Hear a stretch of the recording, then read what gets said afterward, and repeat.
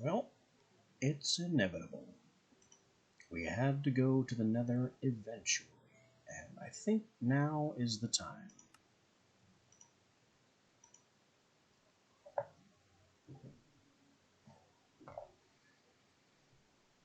First step on that little road will of course be the collection of some obsidian.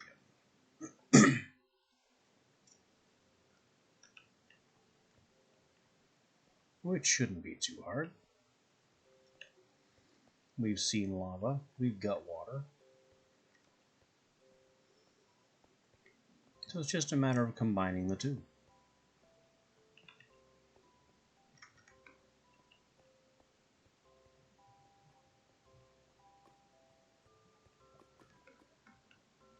There's that threatening bubble.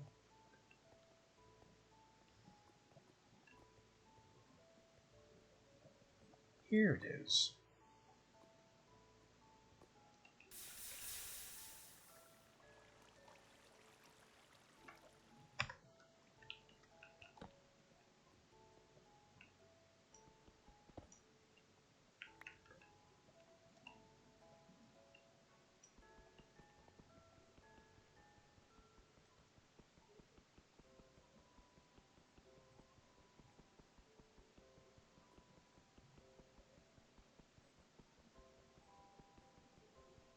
The trouble with obsidian is always that it takes forever to break.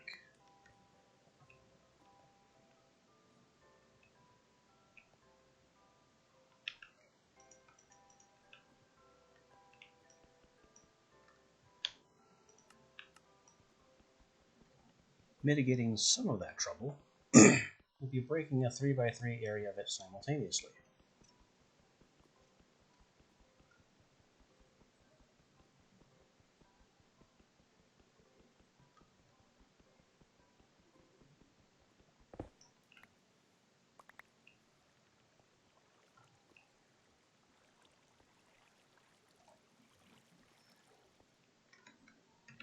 And we always have to bring the water along.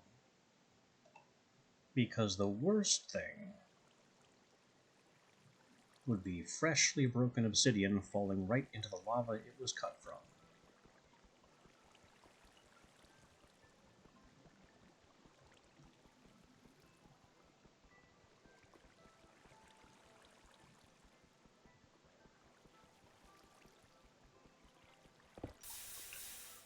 Kind of like that.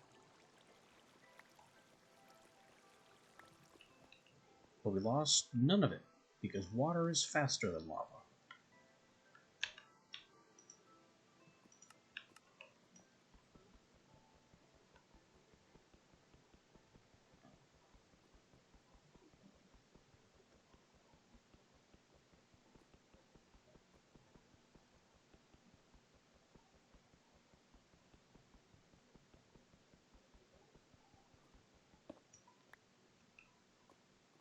Actually, while we're on the subject, is there a better way to get this? I can solidify molten obsidian. How do I get molten obsidian? By melting obsidian. That is the opposite of helpful. Oh. But I can also alloy water and lava. And that's significantly less than a full bucket.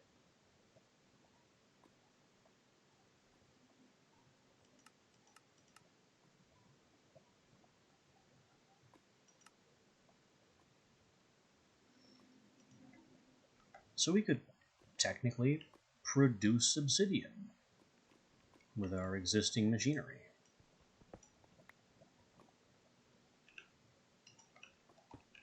It would just have an incredible energy cost, which I don't think my current machinery can support. Ooh, that's a lot more lava.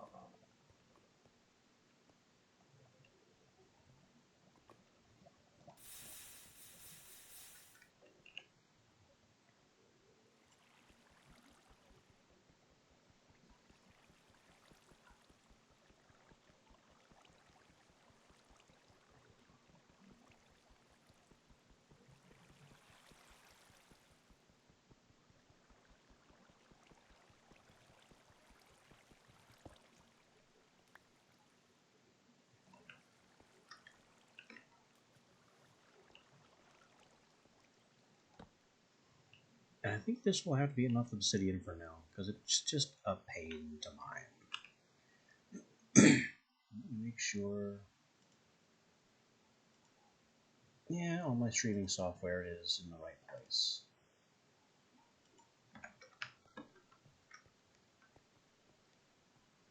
So, back up we go, and we'll get a portal built.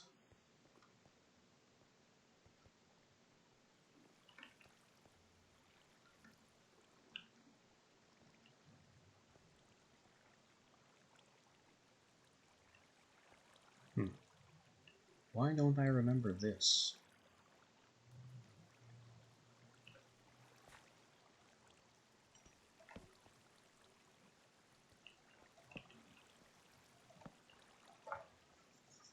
You'd think I would have gone this way at some point, since it's so close to a lot of my construction.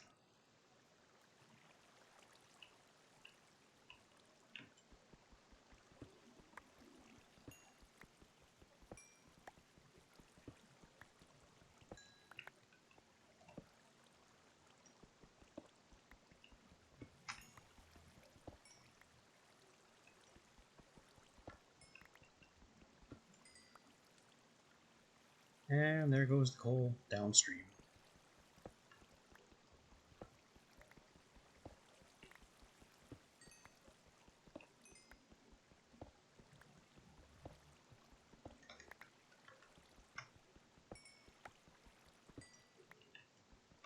I'm just breaking all this coal of opportunity, since it's here.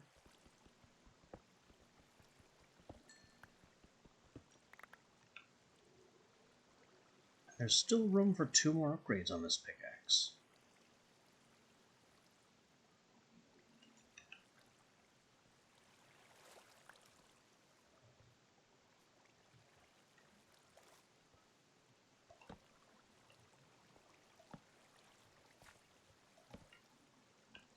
Aha, redstone.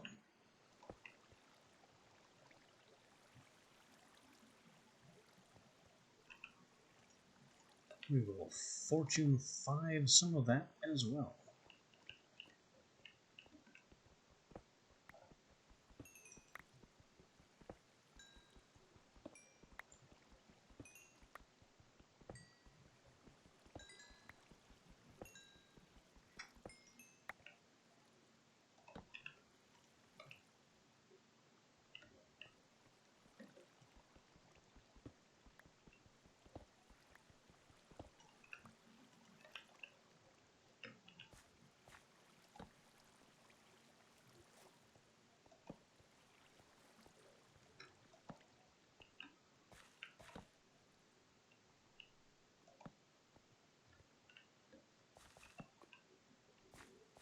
Alright, that fully lights this tunnel branch. We can also grab a whole bunch of fortuned lapis, which is much happier to respond to the fortune enchantment than the redstone was. Or maybe it's just more plentiful in block by default. Though I don't think it should be.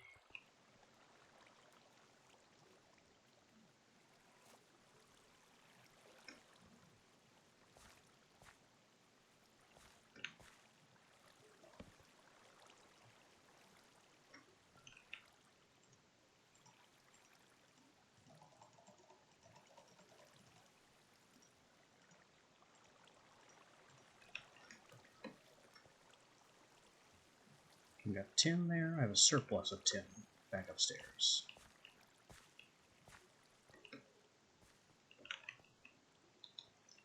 That footstep wasn't me. There's a creeper over there.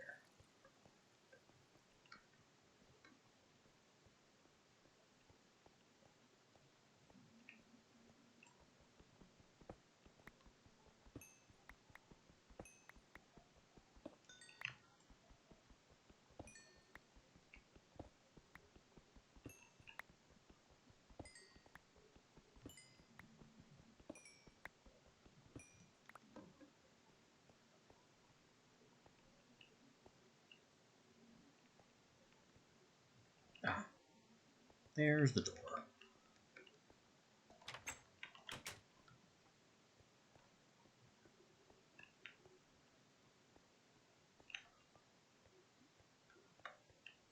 This might be the perfect place to make the portal. It's already almost the correct size.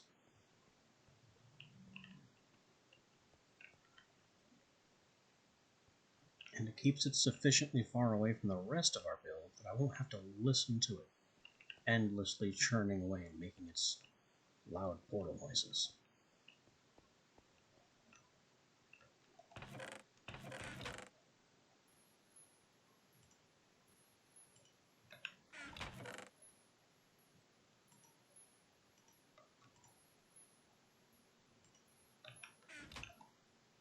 Some of this is going to have to be blocked to save space, because there's just so much of it now. A problem I don't often have.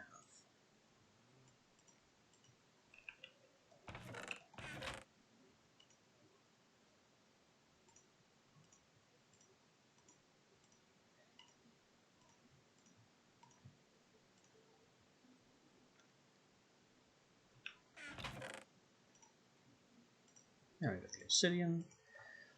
We've got doors. Going to need a building block that can stand up to gassed explosions. Which, much as I'm not happy to use it, is going to have to be the cobblestone.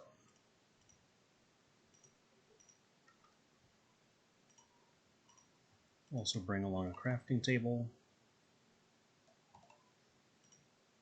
And enough wood for a double chest.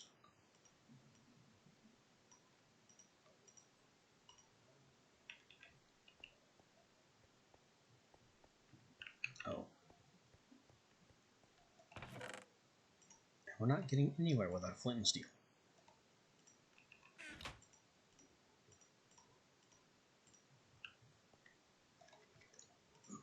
Pocket battery, and we're good to go.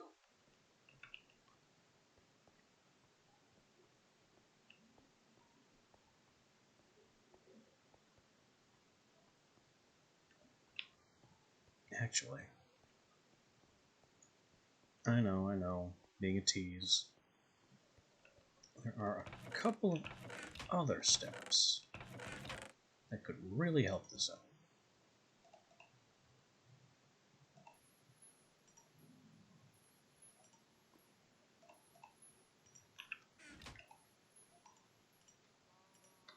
I don't remember the conversion rate of wood to science in this version. 3? Good. And then some carpets. Yeah, that'll do.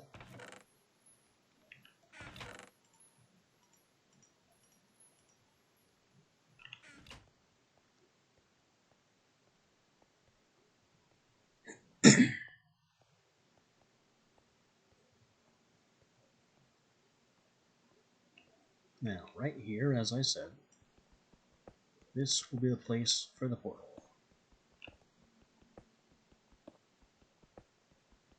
To do that, a little bit of area prep is in order.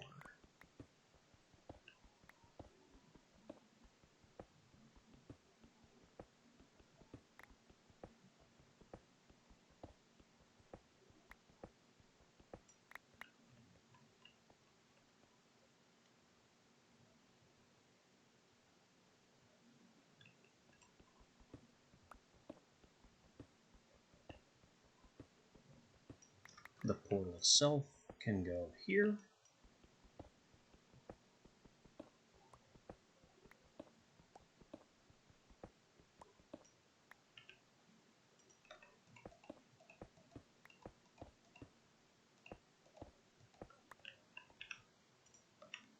And we will light that in a minute.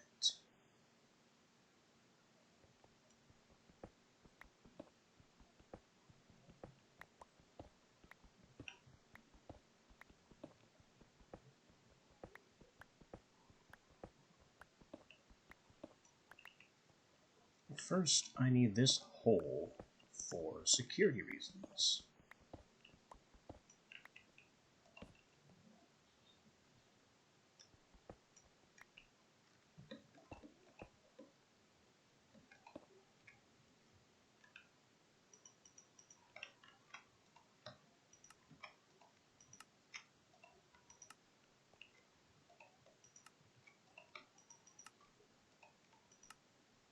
These signs only exist because they are technically floor for carpet purposes.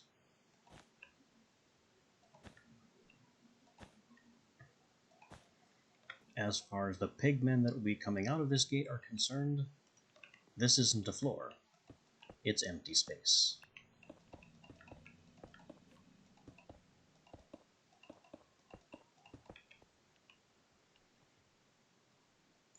So they will not be invading my territory.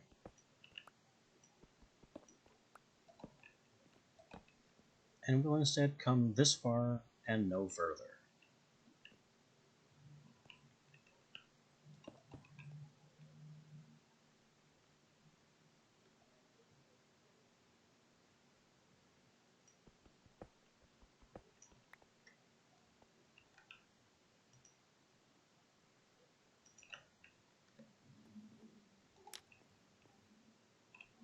Now I can light that, keep that.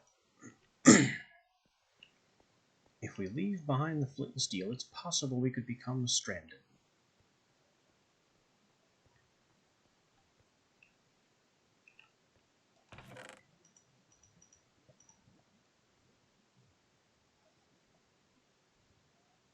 And all the rest of this is coming with me,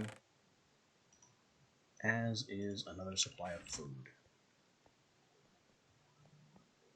Oh, and the 2 stair blocks, which is the reason. Let's just bring all of them. There's no reason not to.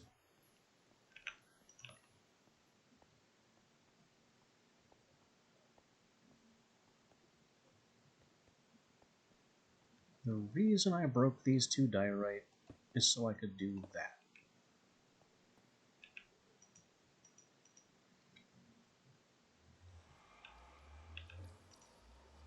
And now, with cobblestone at the ready, in we go.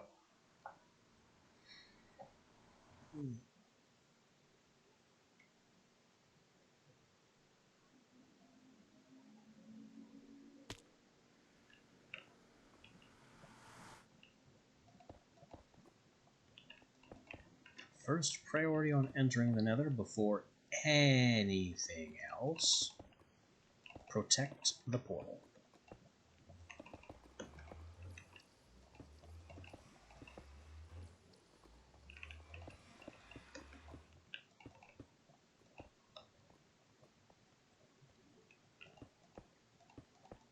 Going to need a safe beachhead for this invasion of hell.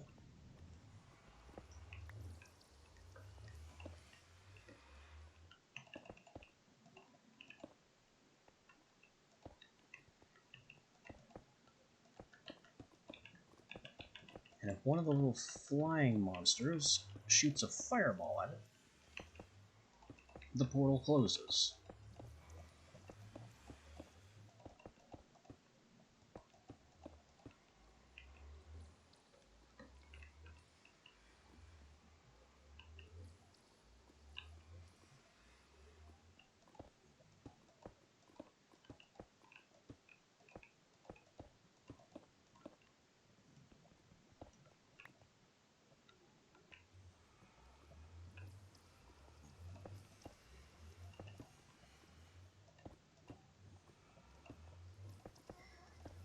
And there's the noise of the first ghast spawning in. It's too late. We already have a secure beachhead.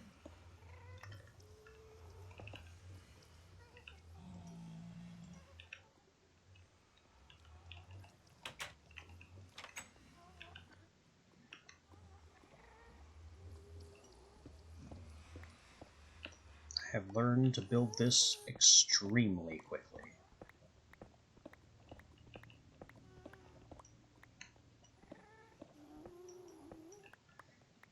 And there's already at least 2 or 3 ghasts out there, just from the sound alone.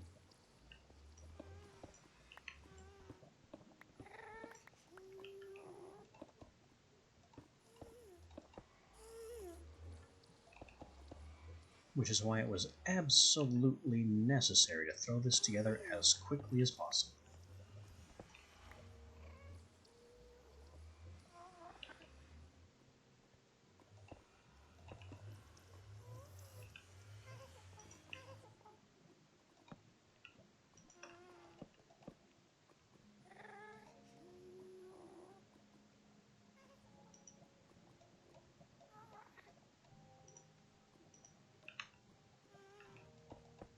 We'll make our floor here out of slabs, so zombie pigmen don't spawn in here, which they will do regardless of light level.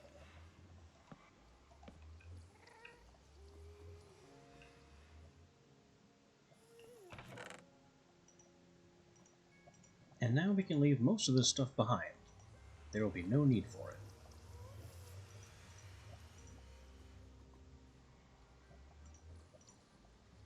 I'll keep a stack of the cobble on me just in case I need to,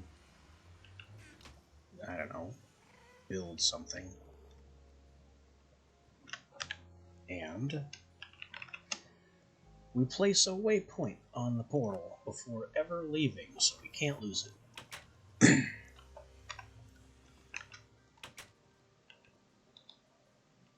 now we're ready for adventure.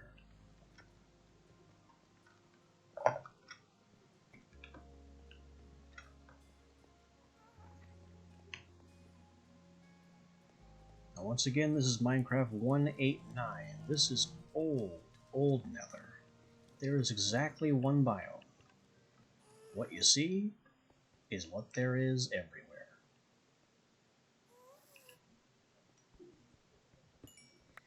Basalt deltas don't yet exist.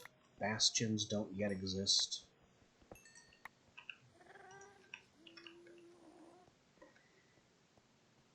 This is the old historical Nether.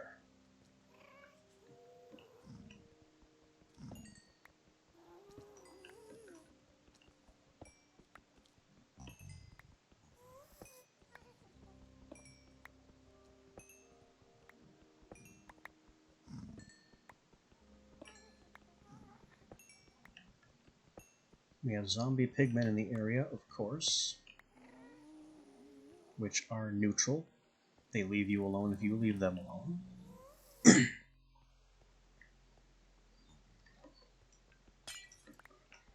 They'll also become important later, for reasons that will be very interesting to anyone who's played more recent versions of Minecraft.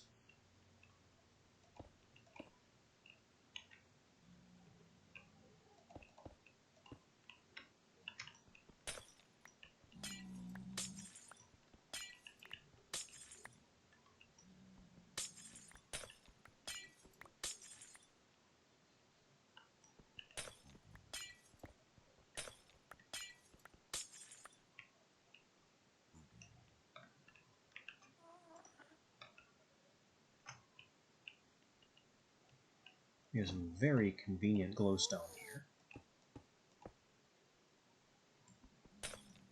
Normally you have to risk going up to the nether ceiling for this stuff. And with the noises of several ghasts around, that's a dangerous endeavor.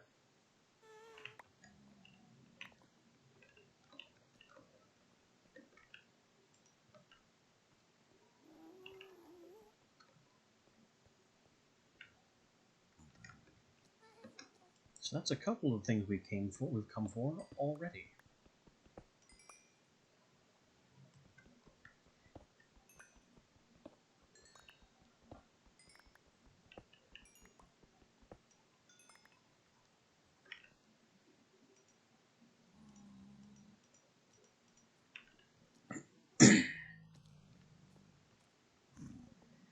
The last thing we could possibly need is to find a fortress,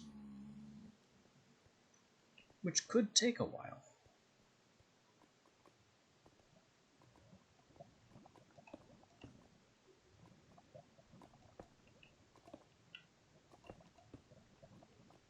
In the meantime, it could be helpful to sterilize some of these lava flows, so they are less incredibly threatening.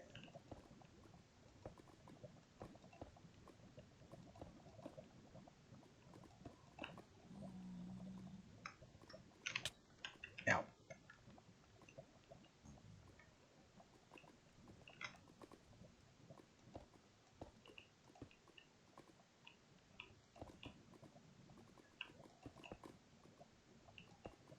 the cobblestone barricades will also make our territory a bit more visually distinct from the rest of the Nether. Not that we needed a reason to block up lava other than safety. But if safety alone wasn't enough for you, there you go.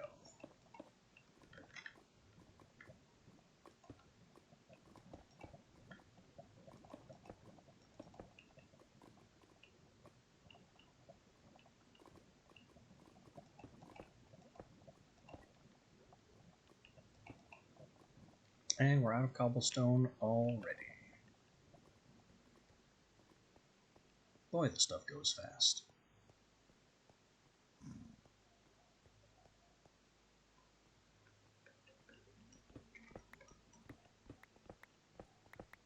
I'm going to just collect a stock of netherrack just to have blocks. The stuff is also perfectly useful on its own for some purposes. So it's not like I mind grabbing a stack.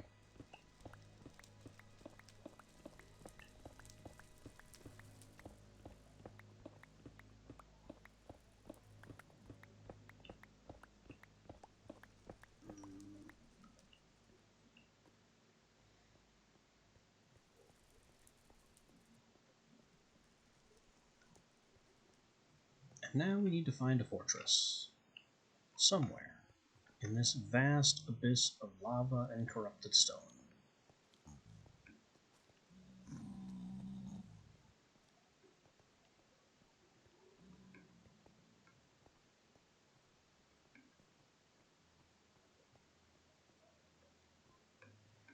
We have almost a stairway over here.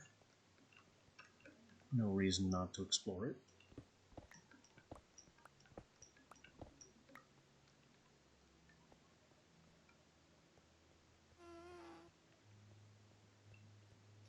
Whoa. You found a reason not to explore it. You take that back.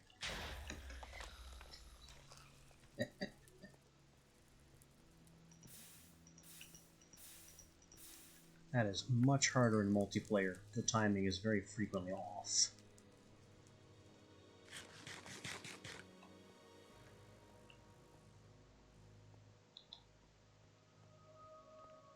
Oh, we also have soul sand, which I had forgotten about. It's also important to get a decent stock of this stuff going. Does it do anything special in this mod? Yep, it goes into soul shards.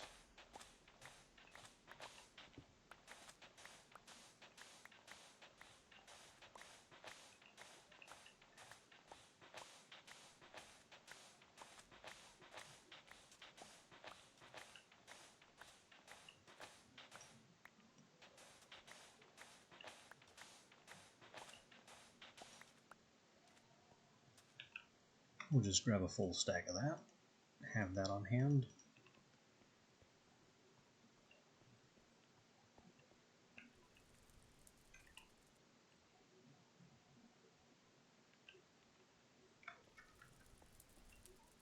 None of this bleak chasm looks particularly fortressy.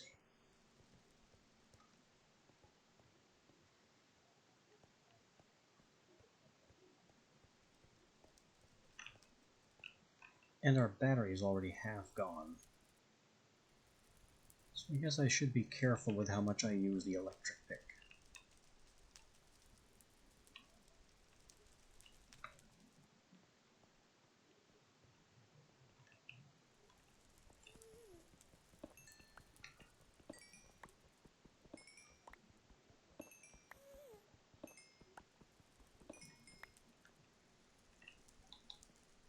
Because that same power also runs the electric sword.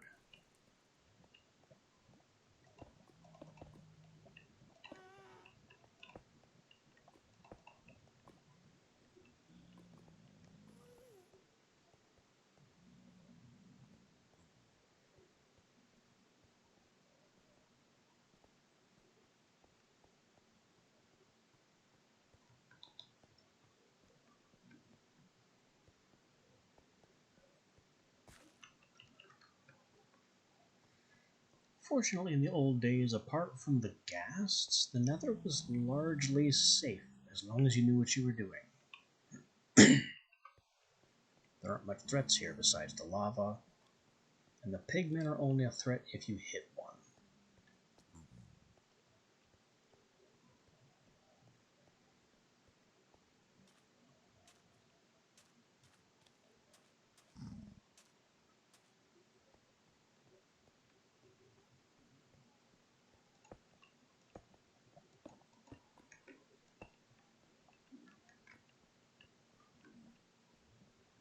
The other major threats don't come into play until we actually find one of those fortresses I'm searching for.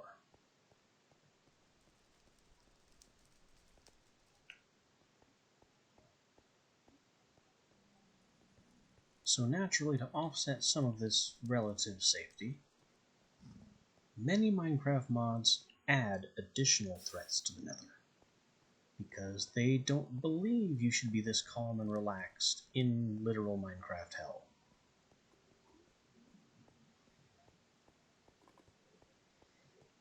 I don't believe I have any of those mods present, nor do I believe they even exist on this version.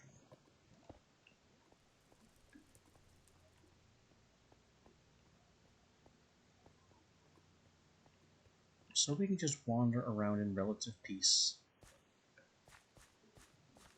looking for the telltale sign of nether brick.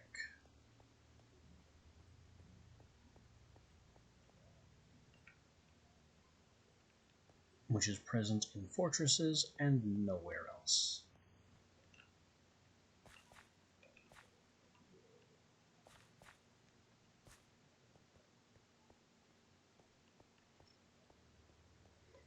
Another potential danger of the Nether: some of this gravel is free floating, existing in ways that gravel, as a block that falls, should not. Disturbing the gravel, therefore, can sometimes earn you a swift trip straight down. And given that most of down is on fire, or consists of molten stone, that's a trip that none would recommend.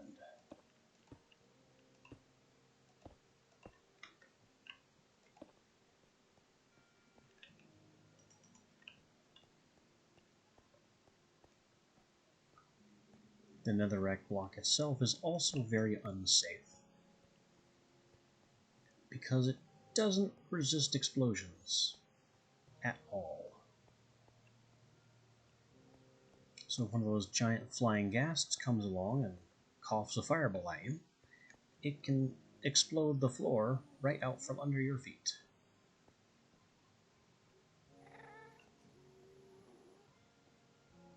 Especially if you were trying to build a bridge for yourself at the time.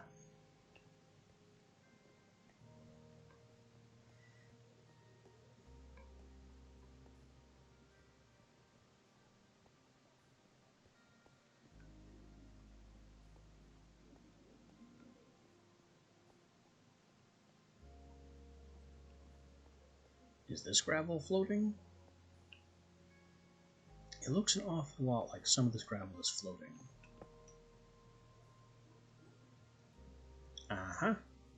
Trap disarmed.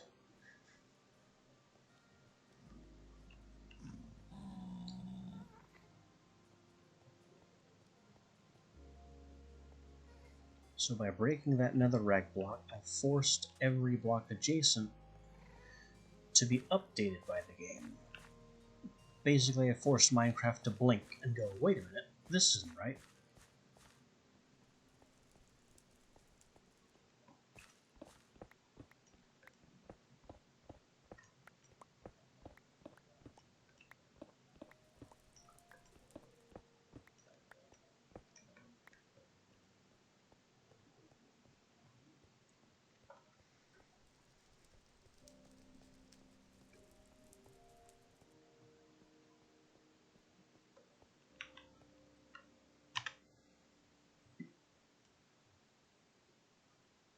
Yeah, that's not helpful. Maps don't work in the Nether. Neither do compasses.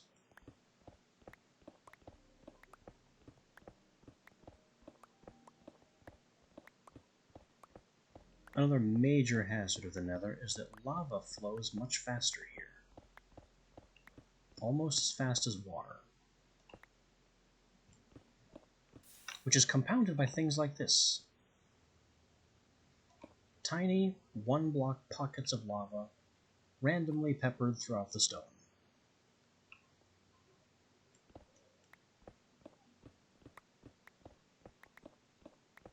Which makes mining and tunneling extremely dangerous.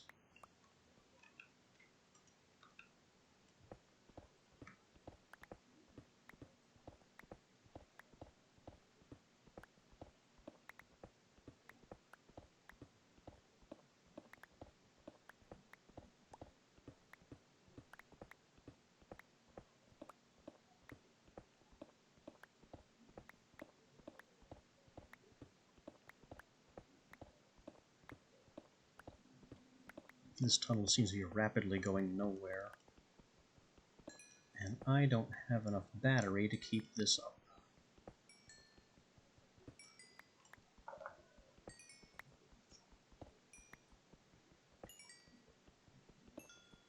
So while I would have liked to have found a fortress pretty much right away,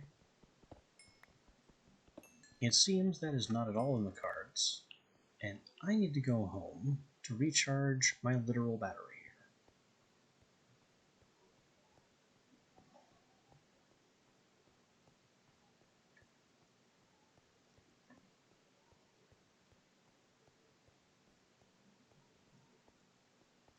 Still, any nether trip you can return home from was a good trip. And we got plenty of quartz, a decent amount of glowstone, and some netherrack, which I may not actually have any immediate use for, but it's nice to have just in case.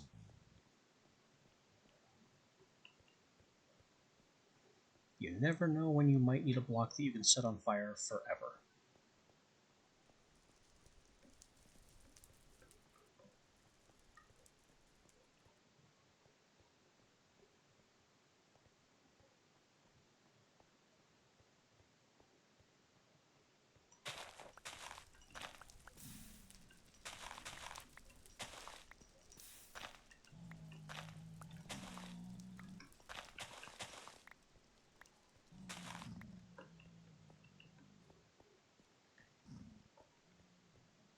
Most blocks that you can ignite, such as wood, are eventually consumed and destroyed by the fire.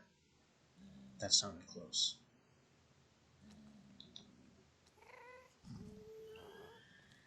Netherrack, while a hideous block by itself, has the unique distinction of never burning up. Any fires set on top of it never burn out.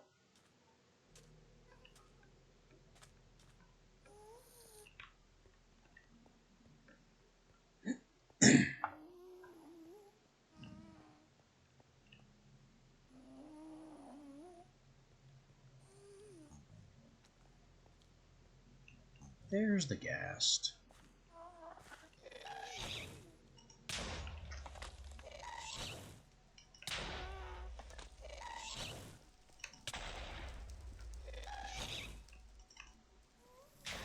There. It only took a few tries and several fireballs to the face, but I got him.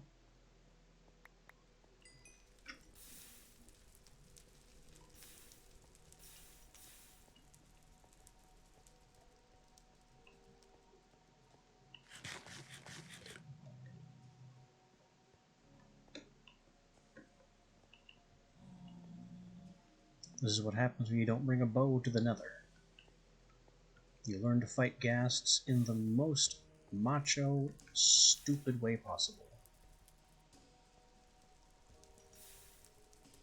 By letting them shoot you in the face.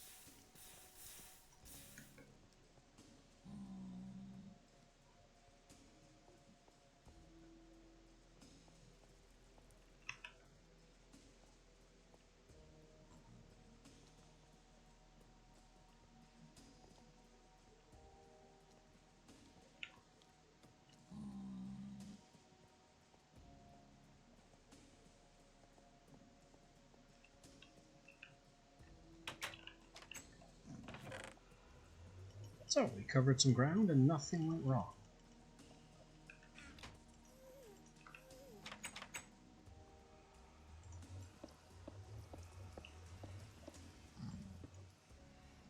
We also cobblestone this landing so it can't be exploded.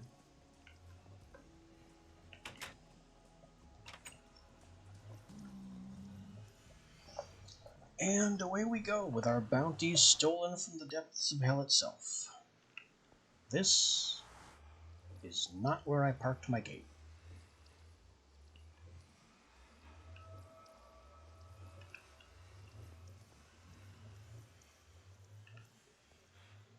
Why am I here?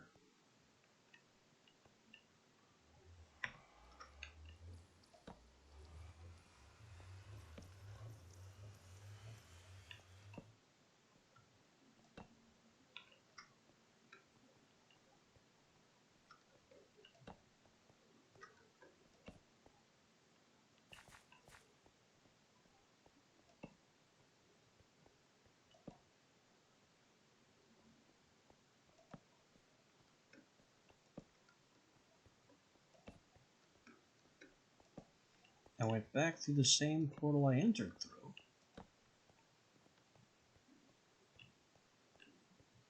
So this should have taken us right back home.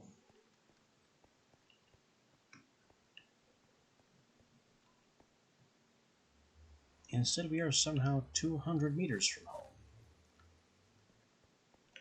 in an unfamiliar underground hole.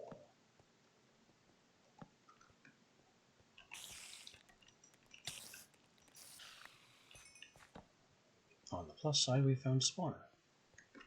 Unfortunately, it's only a spider spawner and doesn't help us in the slightest.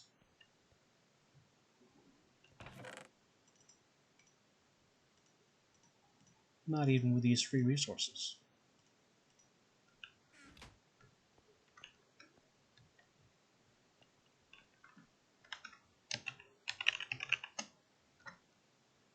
But it may later on if we need a whole bunch of string.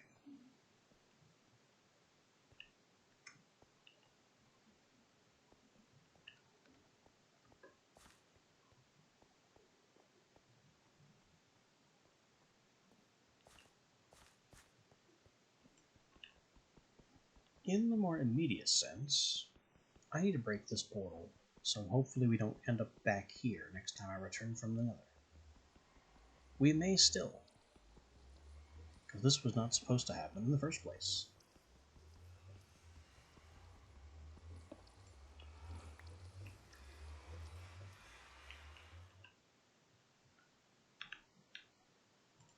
It's also basically free obsidian, so I'm not sure what I'm complaining about.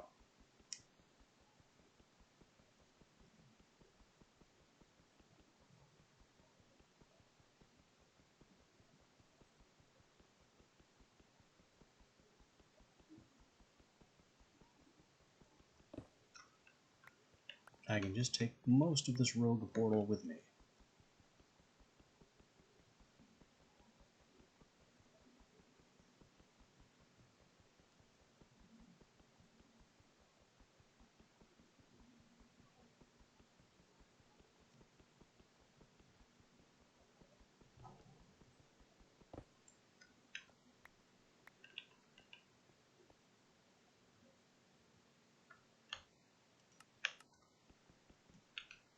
I don't have the space. No space to be mining.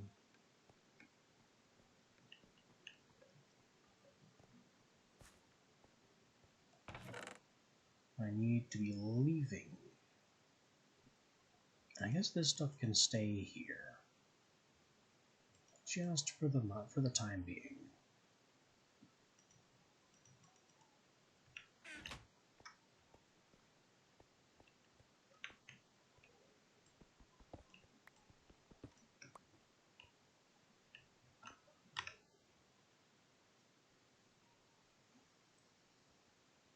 Yep, we're a little ways from home. We're under the dark forest. Not a clue how that happened.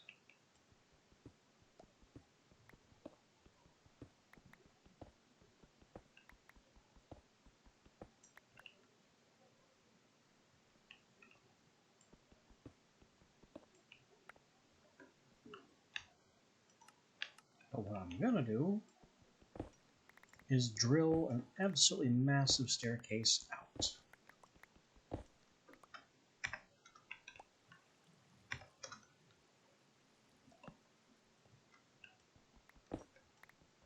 By the power of AoE pick.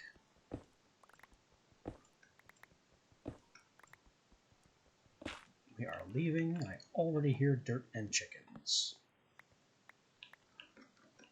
So our exit is assured.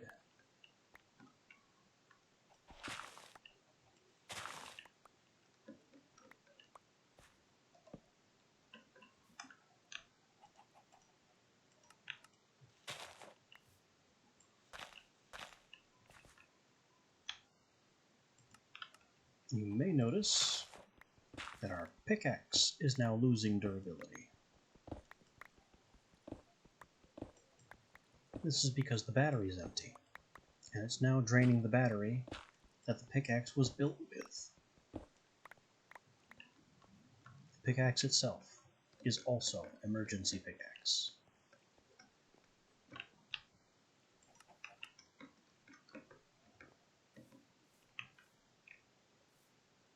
So now we can leave.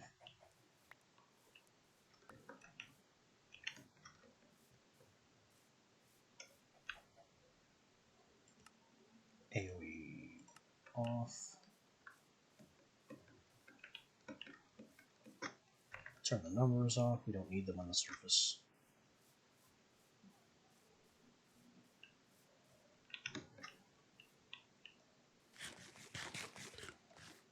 I really don't know why the return portal put me that far away from home.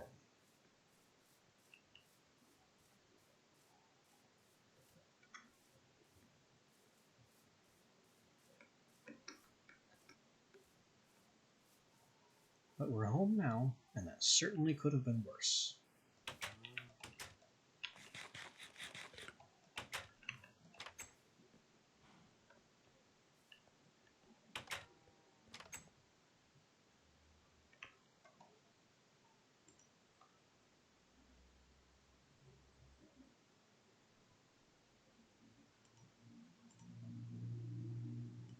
Recharge pocket battery to recharge our tool.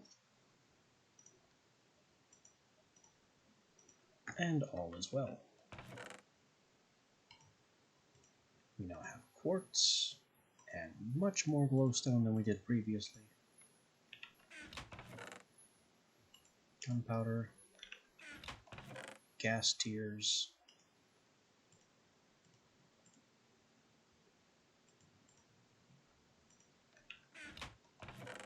netherrack, soul sand, can't forget all that.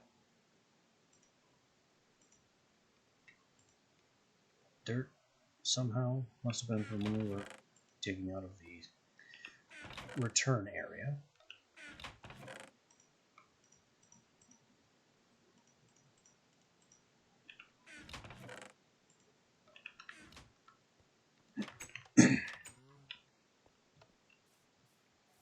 And we have cobblestone now to continue building up the second villager farm.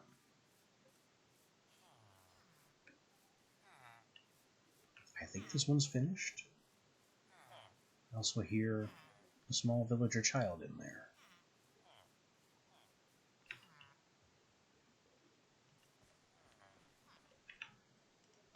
I can also fit another door here. So we'll be thinking about that later.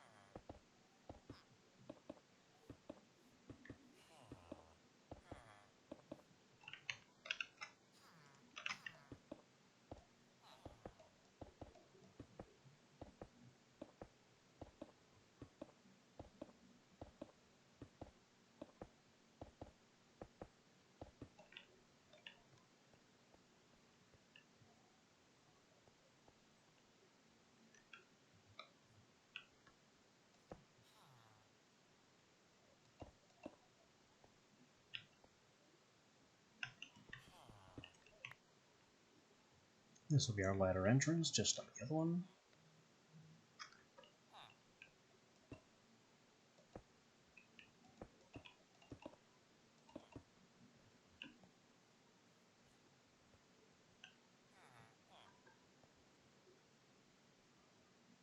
I should probably get the ladders and go look at the other one, so I know I'm making it the same way.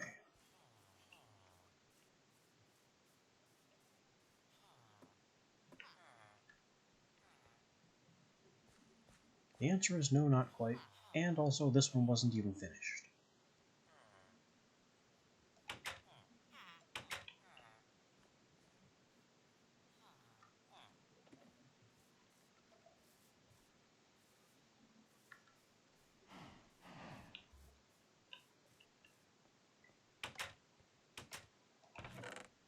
So let's get the ladders, some doors, the trapdoor, the half slabs. We're getting more half slabs.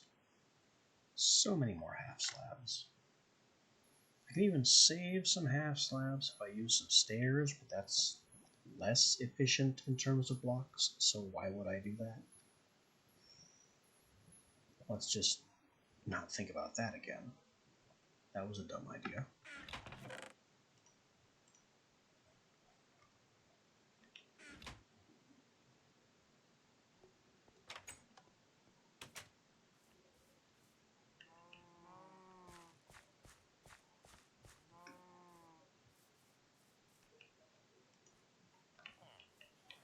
We also need a minimum of 3 more ladders, or else we're going to end up stuck inside the enclosure.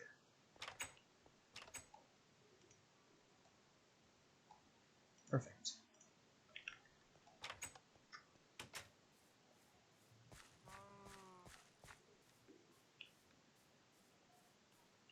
Our auto tree farm is, well, that's running pretty well actually.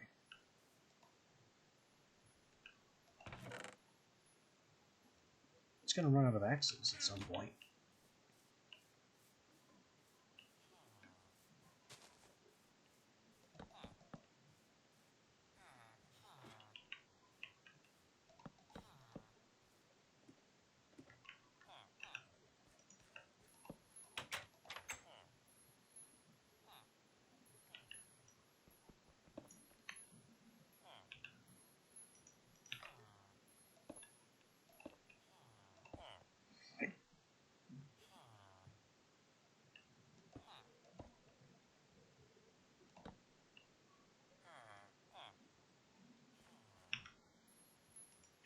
That's it for half slabs.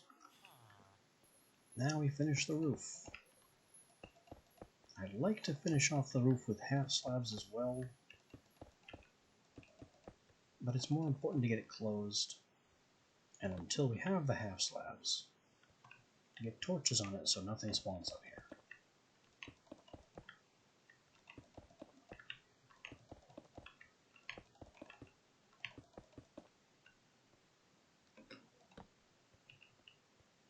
It's also just as important, if not obviously more important, to make sure nothing spawns inside.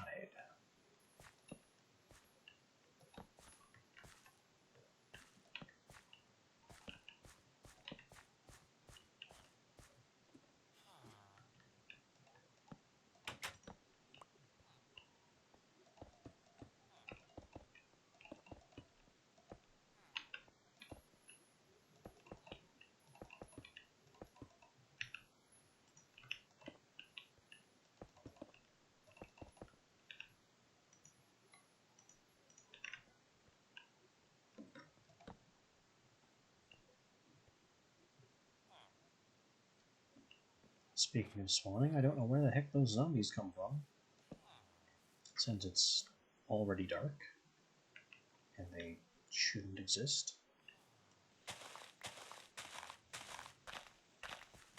Just zombies burning in the still daylight, hanging around. Coming from my villager cage, which they can't get into.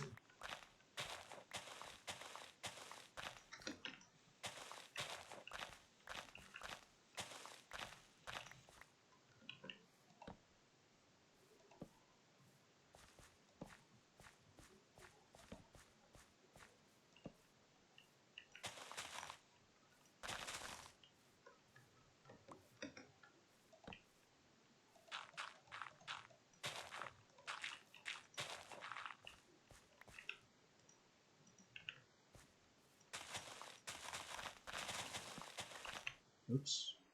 Put that back.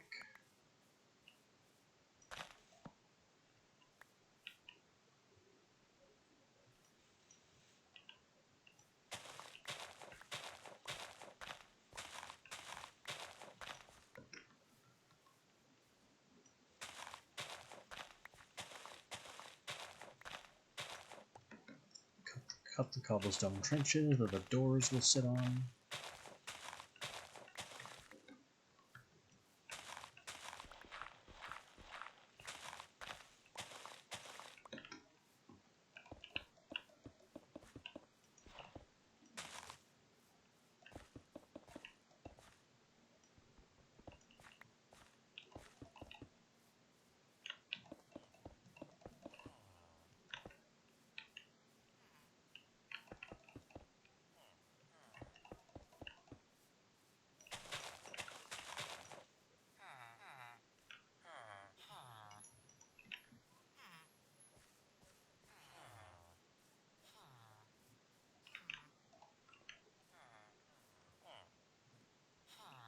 How are the carrots doing? Well, they have fully replanted the carrots here. Excellent. No maintenance required.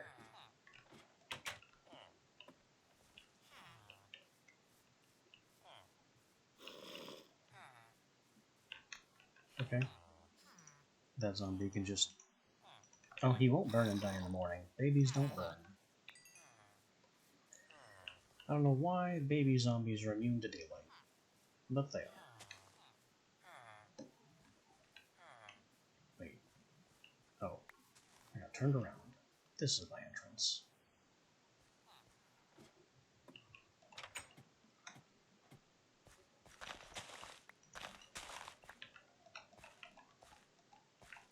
Spread these carrots around a bit more.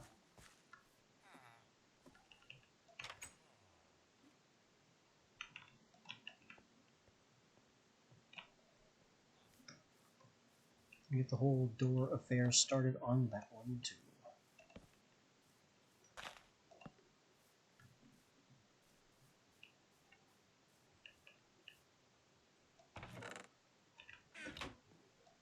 This is almost out of stone axe.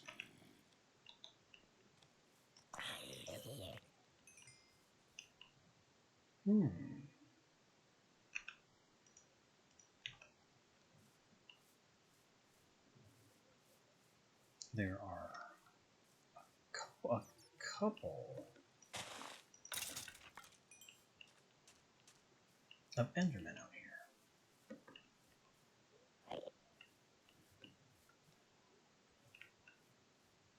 Don't run. Capture.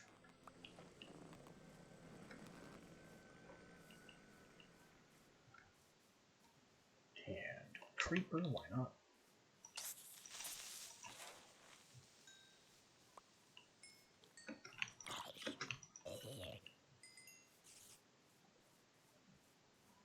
And the other... And he teleported.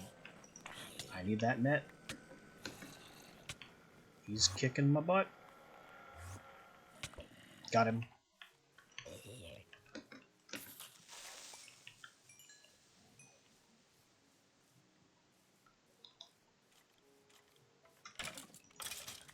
An Enderman is a very dangerous opponent for iron armor. Very, very dangerous.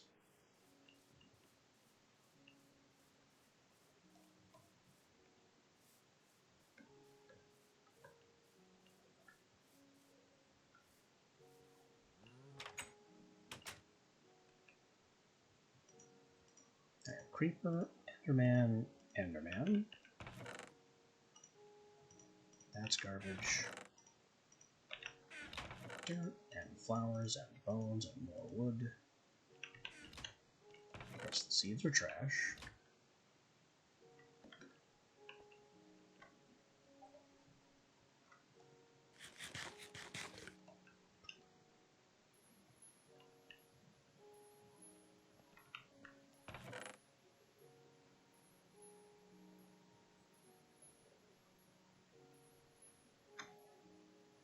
So I guess I don't actually need a processor on the electric woodcutter, because it's doing just fine without. But I do need, I believe, the expansion upgrade, so it can start doing auto output. Yeah, automatic input output.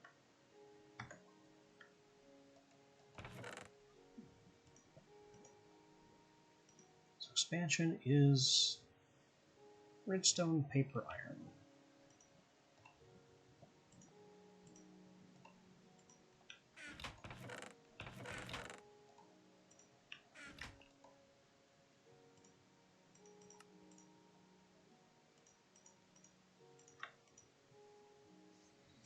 And I couldn't really go wrong with it. No, I don't even need a hard drive, because the generator itself is serving as much as a battery as I could possibly need.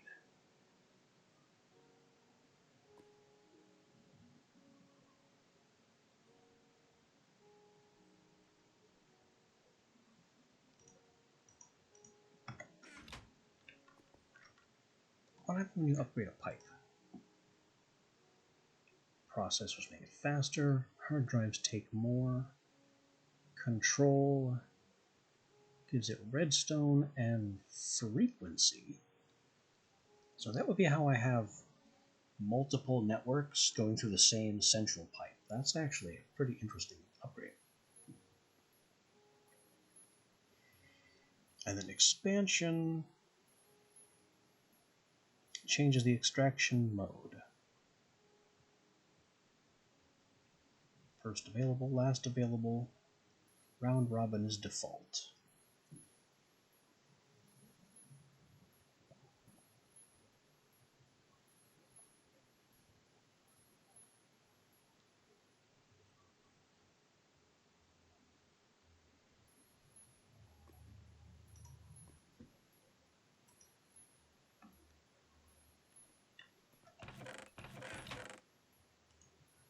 So I'm having thoughts that involve more pipe.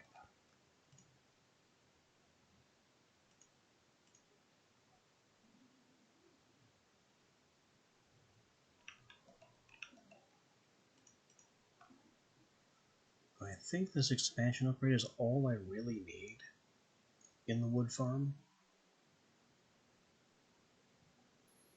I mean, nothing else is necessary.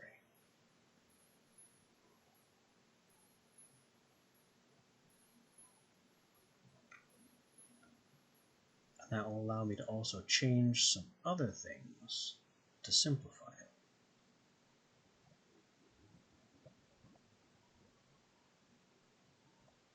So we'll just weld that. Or solder that. Automatic solder machine.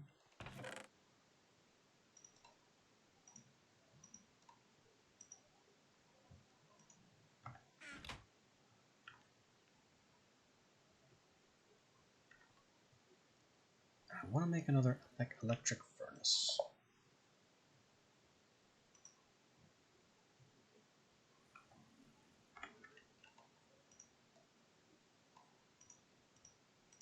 Lose more materials so I can lose even less materials.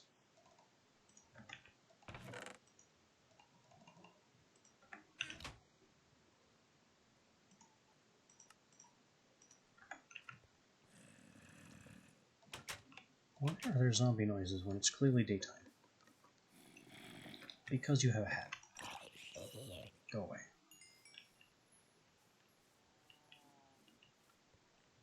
I should have blown his flesh off with the Bonafire over there.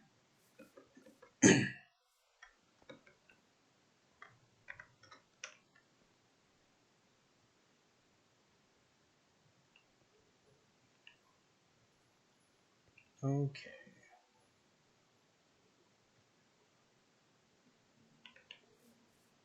I'm still thinking about what to do with that. But the first thing is that we need the card with the expansion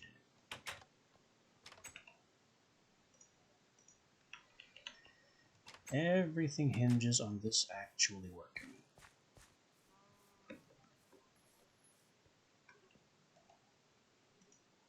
need is for you to output on the right side.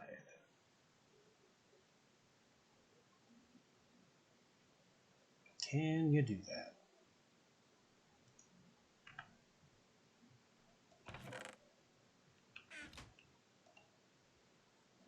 It's looking like still no.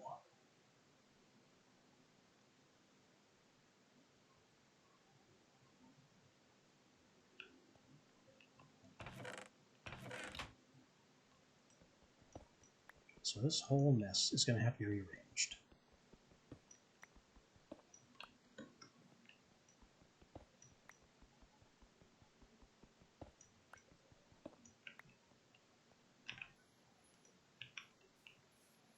And we will need additional chests.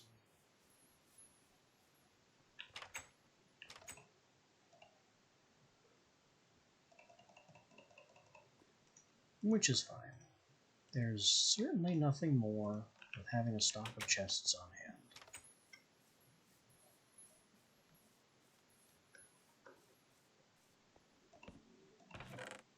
There.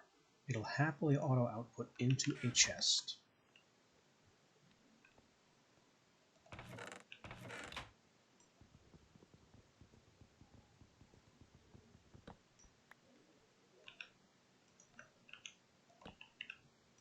And then on the left-hand side, we'll have it automatically input axes. I'll actually go ahead and make that blue so it inputs both tools and axes.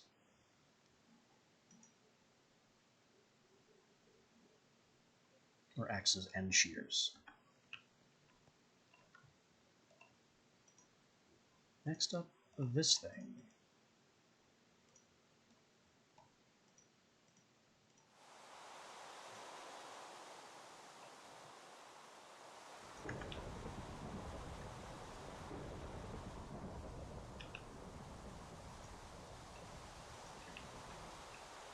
The item pipe right here.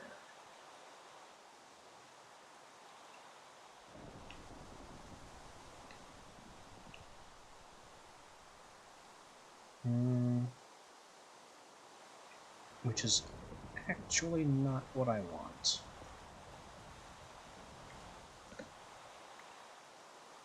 Also, it's dark again, so that complicates things. And the item pipe here.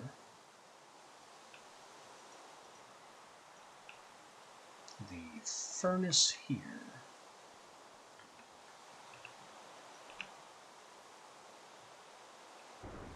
And then I can't put an item pipe here, that will confuse things.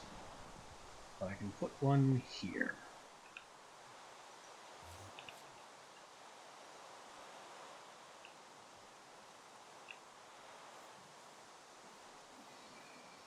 So let me go take a quick nap so the creepers don't mess with us.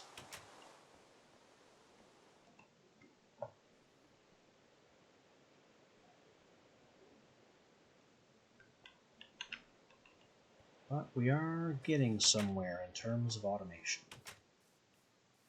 Progress is happening.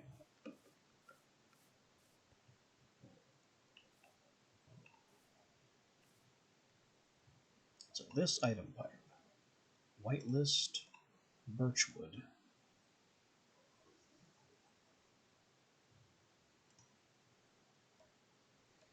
It extracts from below. So yeah, let's just put birchwood in the furnace. Which is perfect, that's what we want. And the furnace generator can automatically input from above. Which means it will automatically input charcoal, ideally,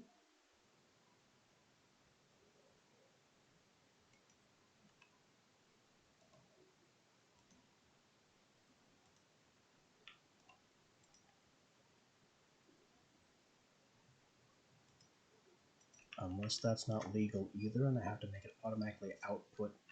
Yeah, I think I have to make the furnace automatically output straight down. or have some kind of intermediary inventory.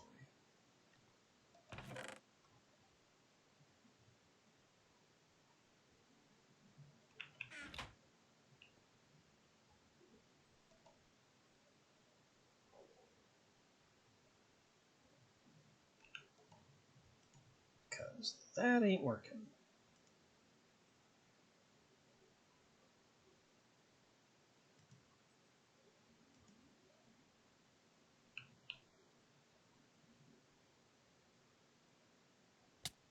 Ow. A tree grew into my face and briefly suffocated me.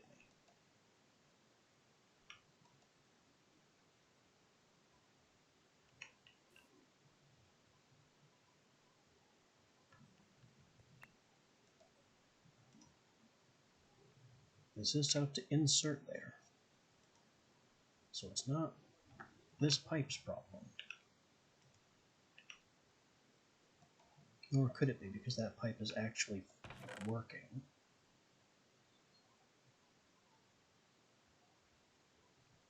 Kind of. It should be going faster than that. I guess it doesn't really need to.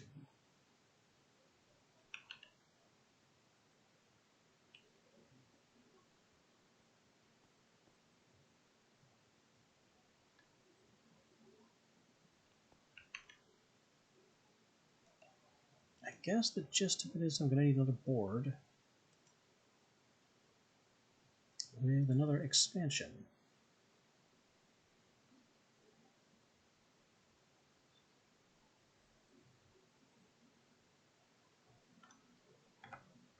And nothing else is necessary because it otherwise runs itself perfectly well.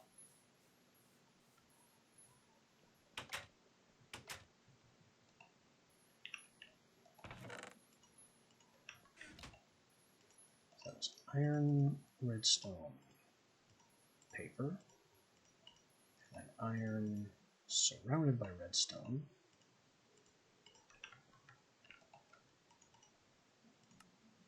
And that gets us another expansion board.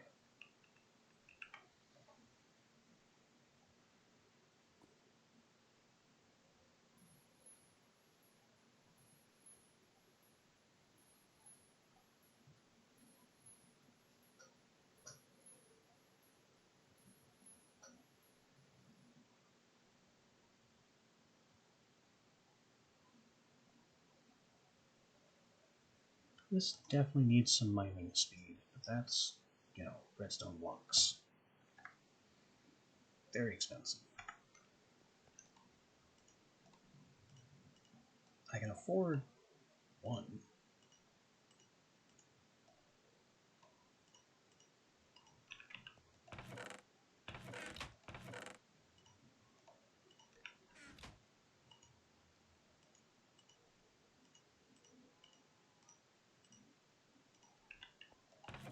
And we'll just have that in here for safekeeping.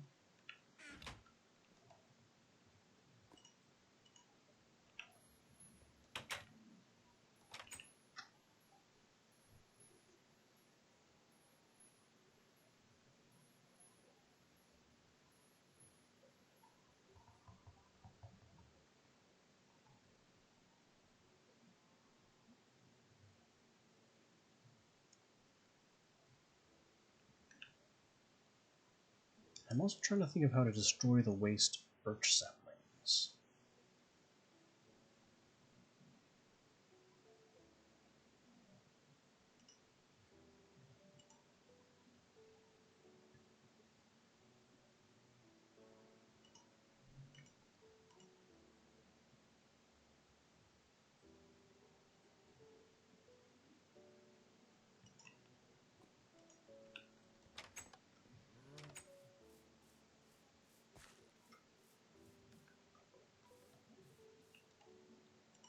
Anyway, you get aboard,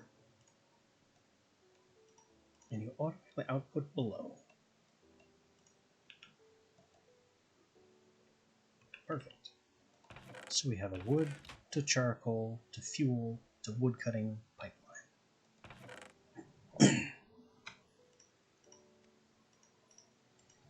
Which which produces birch saplings as a waste product that I don't know what to do about.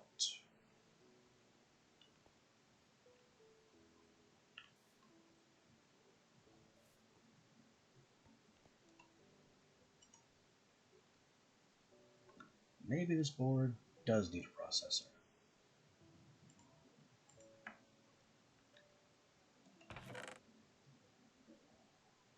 In any case, this chest needs more axes. And I don't have a way to auto-craft them.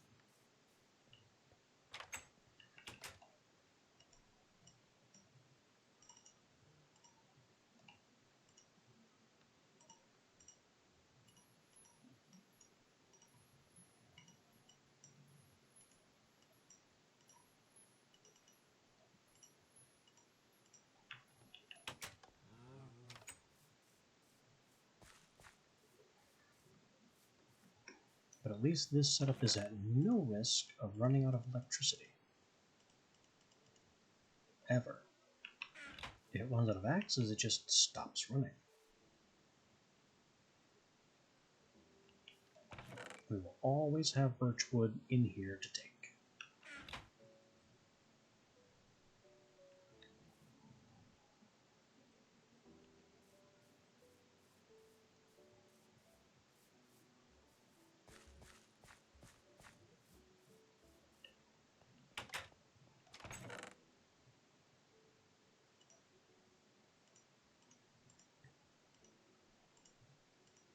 So now we got pipes and iron. The wrench has to be put back.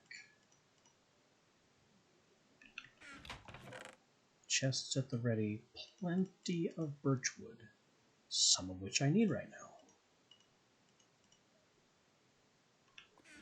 And these birch saplings can be put in the trash. The birch wood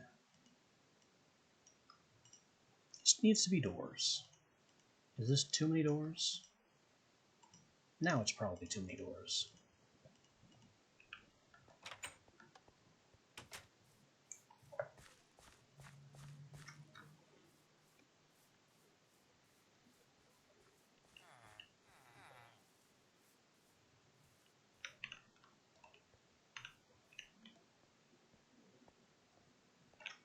With all these doors, we finish the second villager containment.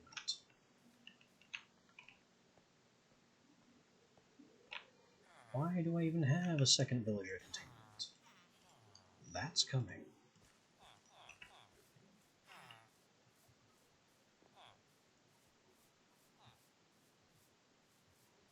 First, I need to clear out my mob nets.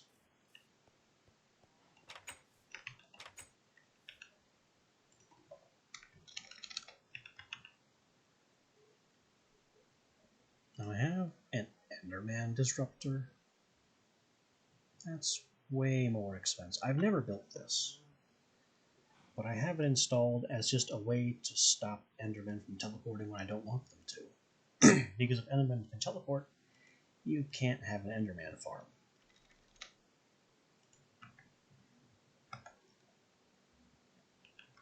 Anyway, Enderman.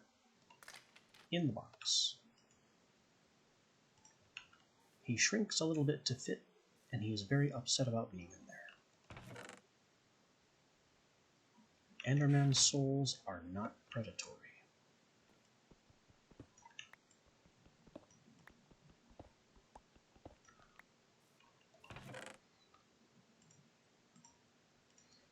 And the reason I know what they are is because I've played before.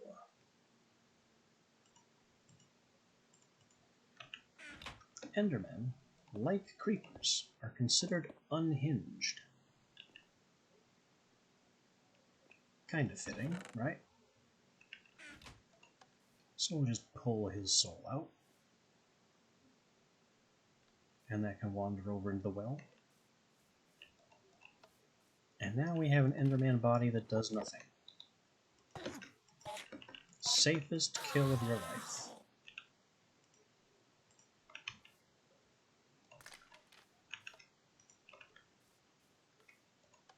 And then we do it again.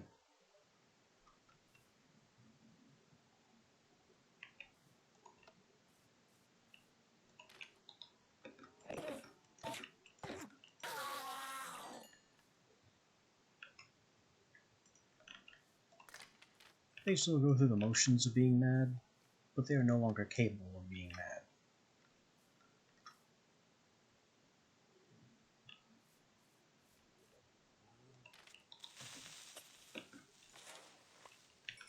And this guy, again, can't explode because I have this totem here.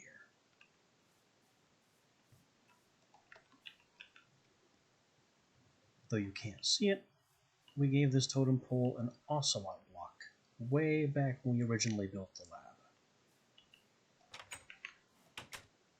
And that makes the Endermen think, or that makes the creepers think that there's a cat, and they can't explode when there's a cat nearby. Don't ask me why, that's never been explained. Ah, the population here has grown a bit.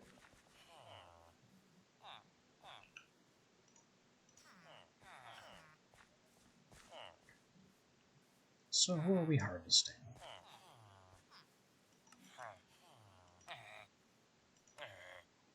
This guy we've done business with before, and he will sell us bookshelves, which could be useful. This guy we have not done business with. There's a cleric here who will buy rotten flesh.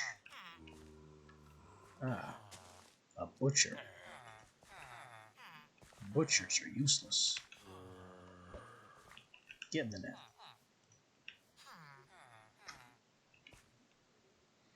Why, yes, we are functionally running a concentration camp here. Why do you ask?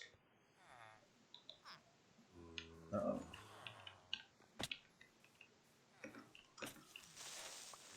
I didn't do anything to prevent creepers from blowing up the enclosure. I mean, this is an ocelot totem too, but it doesn't reach the whole place.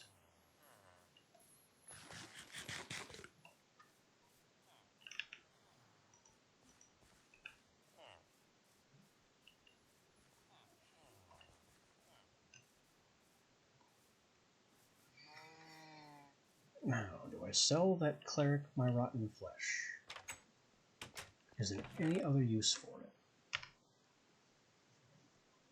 Well, it goes into looting, it goes into smite, so I shouldn't sell all of it. And that's it. It has no other purpose. So we'll take the full stack, leave the partial stack.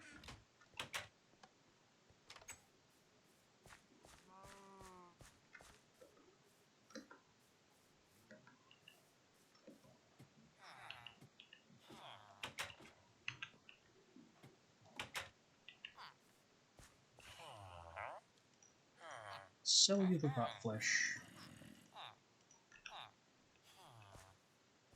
And then you're coming with me.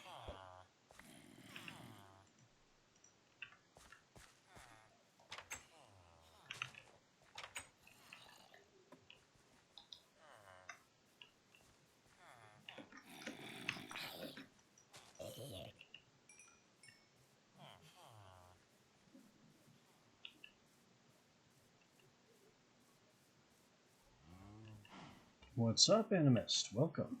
Did the late start throw you off a bit?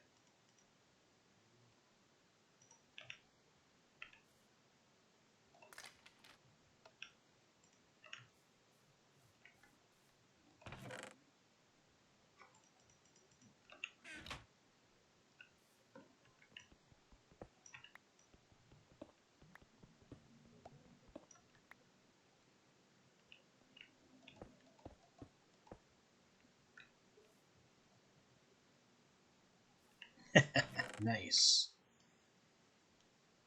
I've forgotten the combination for splitter because I wasn't paying attention.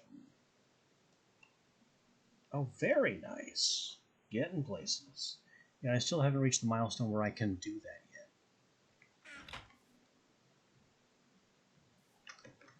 I'm sure it has nothing to do with the fact that I'm tearing souls out of villagers. That could not be related in any way. Goodbye, villager soul. Have fun playing in the well. That empty husk nobody needs. And we do it again.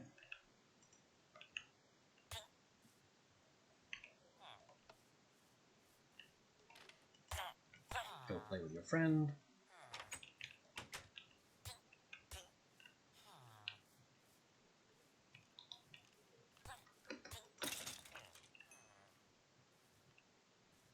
Now we're up to 3 wise souls, with a smattering of everything else, and not nearly enough benign. I need that villager pen to keep producing, so I can get even more wise souls. Hunting witches works too, but the moon phase is not right for that.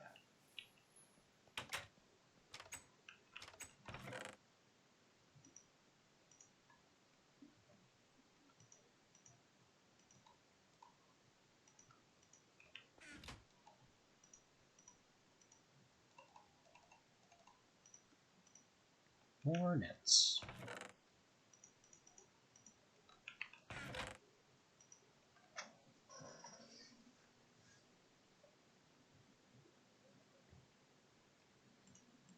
Yeah, I think competitive style games have always been really big on viewership.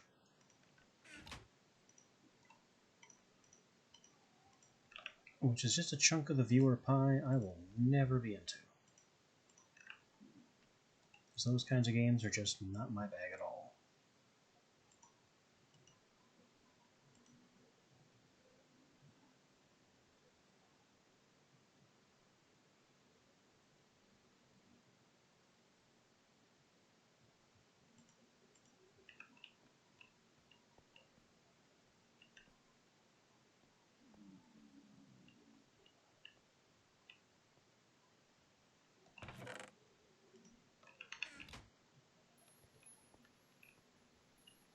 Yeah, is the PvP part optional? Because I am never about a game where you can get stumped by somebody who's better at it than you are. I have enough trouble handling the monsters.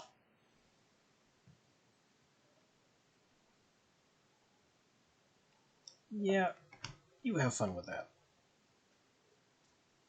Okay, so we got detecting, extracting, directing, storing, absorbing is a new header. So it becomes apparent that to truly influence another soul, I must take direct control over it. This means letting it reside, at least temporarily, within my own body. I believe that with sufficient mental training, I will then be able to command the soul to do my bidding in some limited way. I will need to construct an infusion device that is capable of transporting a soul from the well of souls into my very being. I am certain that there will be limits to the number, and perhaps types, of souls I will be able to absorb, but with practice, this number may grow. I am more or less certain that the infusion device will allow addition, removal, and substitution of souls, so I'm able to experiment freely. I believe that a basic knowledge of each soul type will allow me to control at least 2 souls per soul researched. Perhaps other research can expand on this basic quantity. So, with another soul relay, some of the high-tier micro-crafted components, and a bunch of chiseled quartz blocks, we can make the soul infuser that allows us to stuff the souls we've stolen into our own body.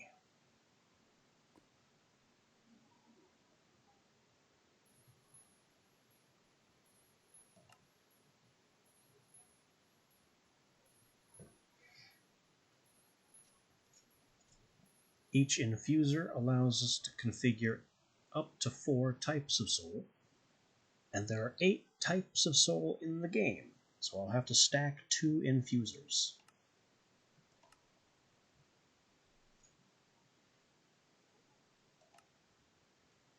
I'm also going to need a 3rd infuser for this corporeal reconstructor, which, well, it does something else. We'll leave it at that for now.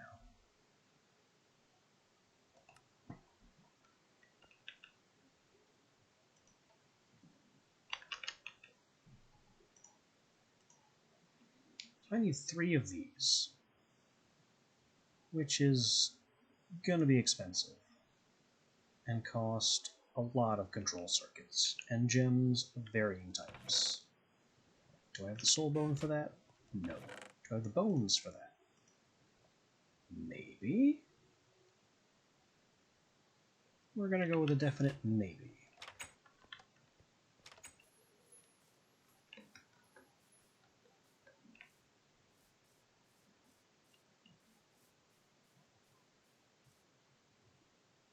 There are supposed to be spiders here.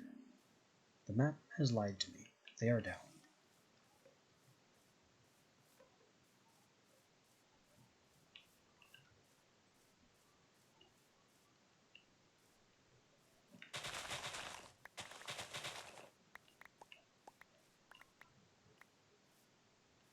Maybe I can harvest another villager from Camp A.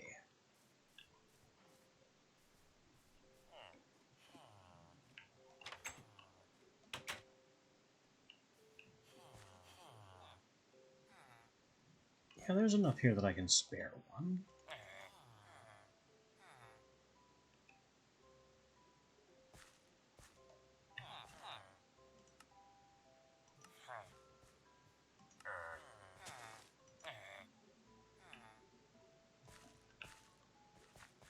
I guess this guy who's selling lure. Should have gotten better enchantments on your list, idiot.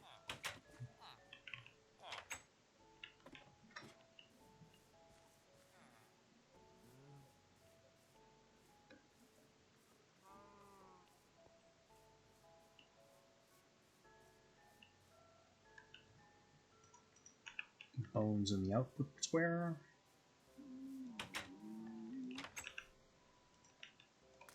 Villager in the cave.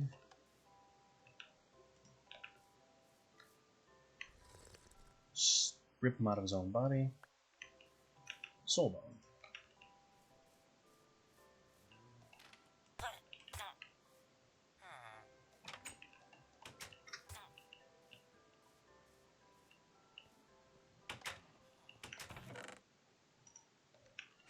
And we're going to need large amounts of wise souls anyway.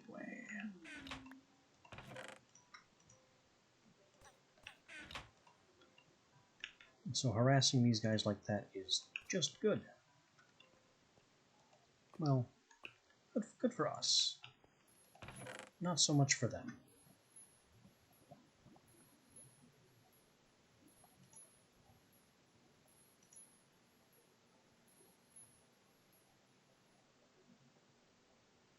I mean, what?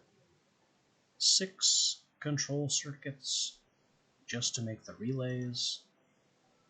Then 7, 8, 9, 10, 11, 12, 13. Because there were 2 of these. 13 control circuits.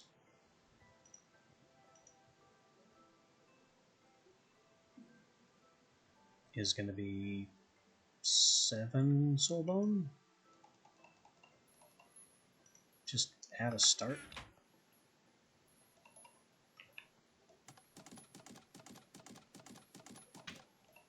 Oh, I've got all the redstone for this.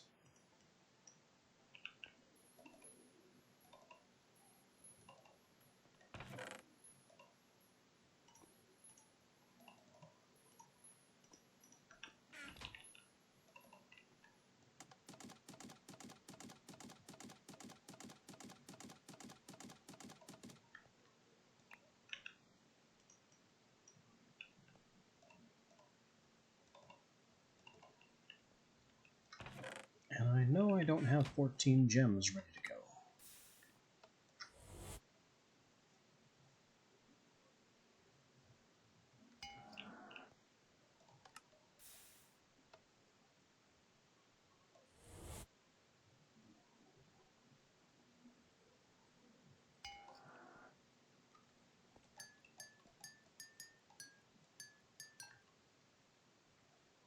Can I use AoE on the crystals?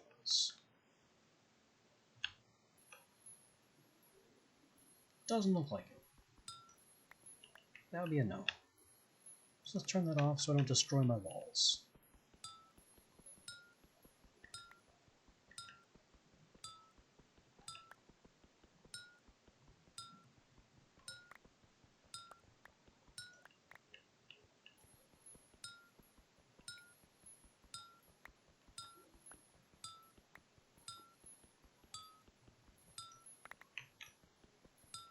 I don't think Fortune is working on these either, but that's fine.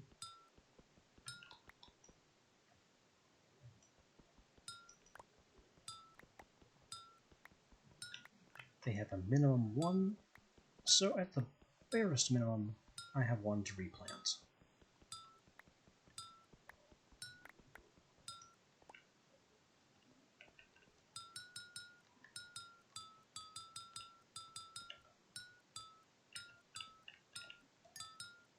And planting them is just as awkward as planting seeds.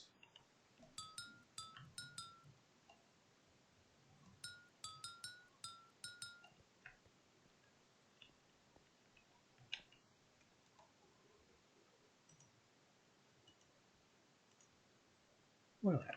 Over a stack of blue crystals now. Amazing.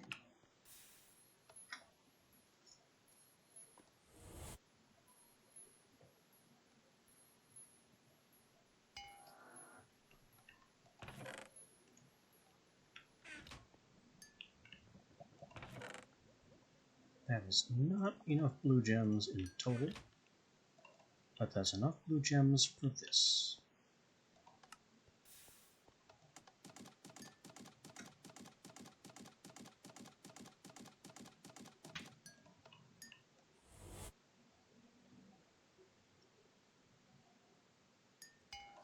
It will always be funny that the primary crafting block of this mod is a giant waffle iron.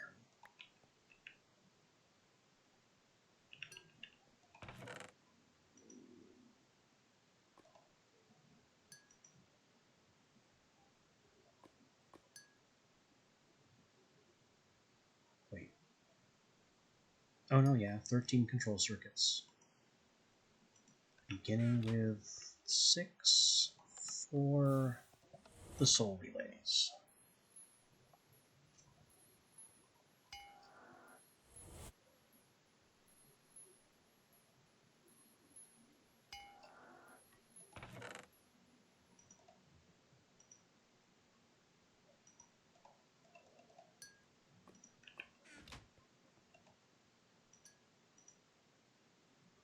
Six, not 3, not 12. 3 soul relays.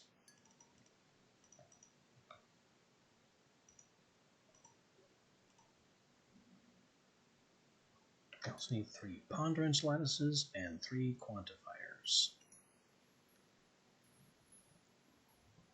Ponderance is simple enough. I didn't multiply by 3 when I was calculating control circuits for these other components.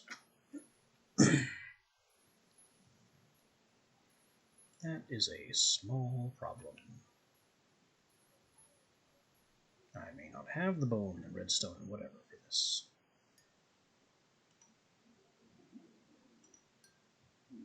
But I should be able to make at least 1.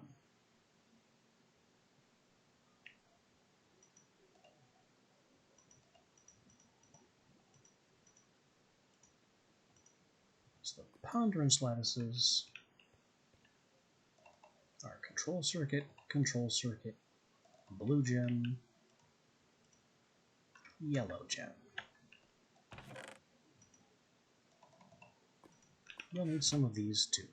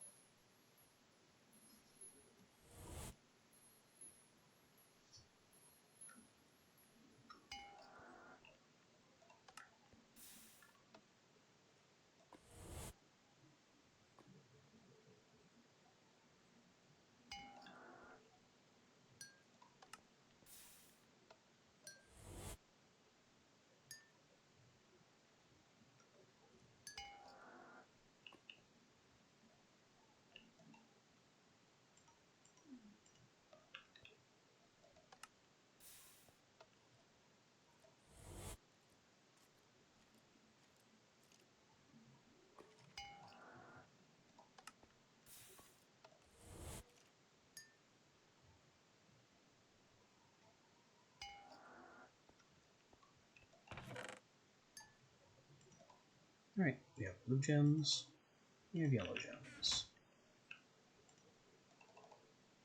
Right now we just need 3 yellow. There's our 3 Pondrens lattices to go with the soul relays. And we need 3 quantifiers, which are 3 control circuits,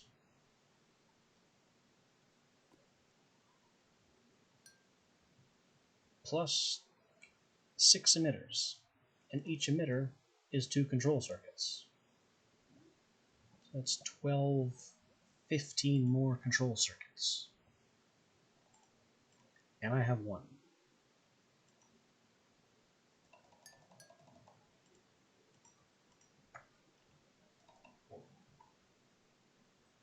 So we're making 14 more.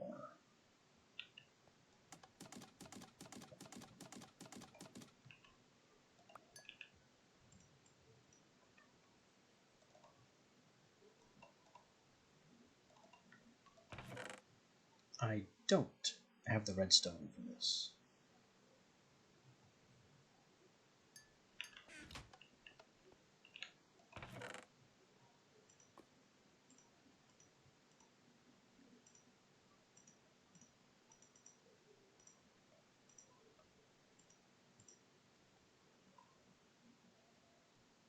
So, it's time to go back into the mines and find us some more redstone.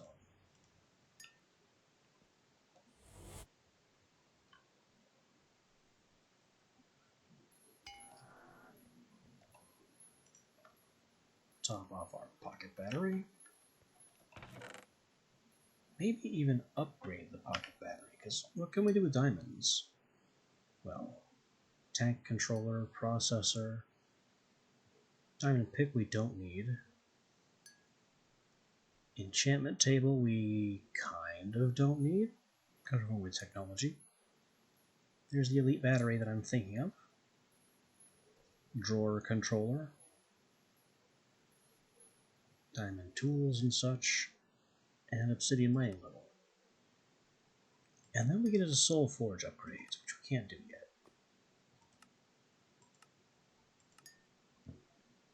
So, yeah. There's not really any better use for these 4 diamonds.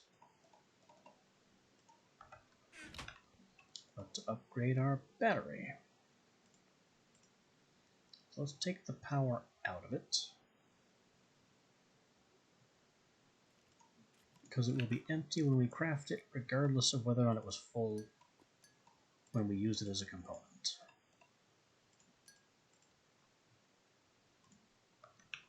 Bigger battery.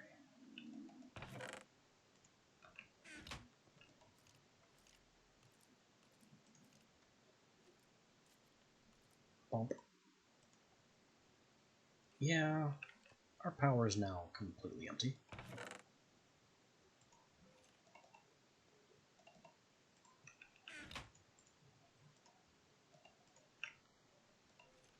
So to address that, we'll get some coal cooking.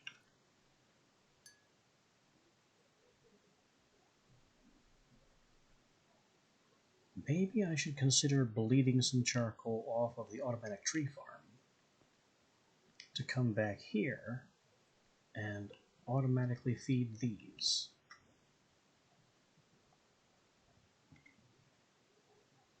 The idea has merit.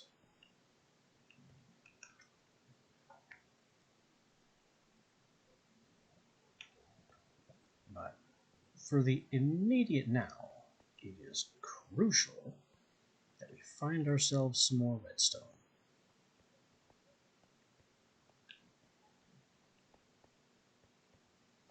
And with a pocket battery that now holds 4 times what it did before, this should not be difficult.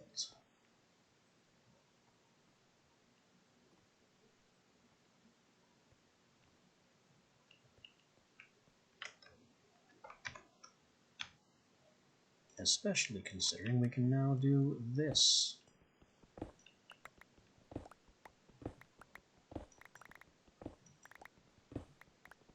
And positively maul the stone of the earth.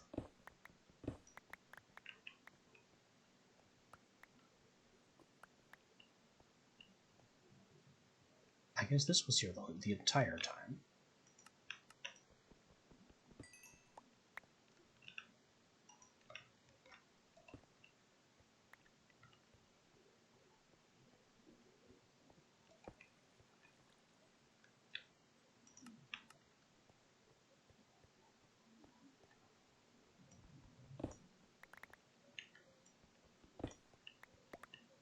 Let's go ahead and make the staircase even more obvious.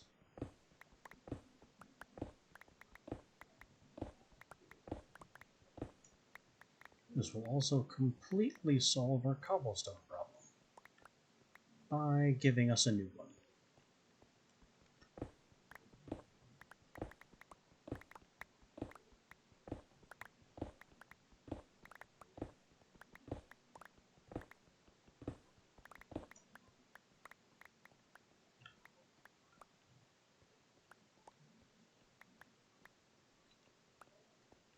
Our irritating cobblestone shortage is about to become a significant cobblestone surplus.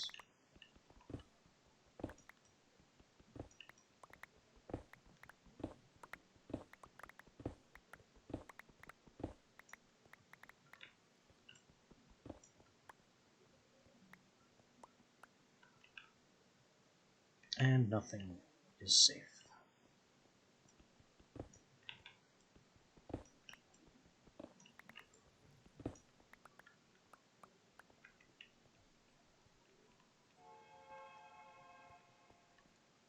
That was a cave noise.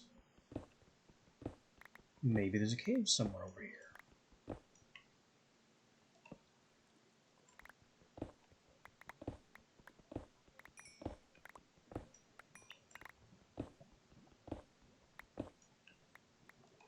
Well, no luck on the cave, but there is redstone.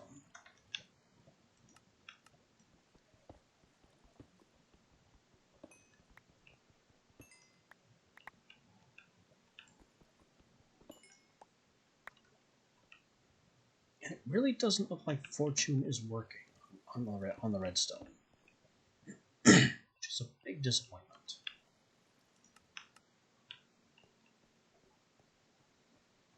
I put the Fortune on this pickaxe at all, so I wouldn't have huge redstone problems. But here we are, having huge redstone problems.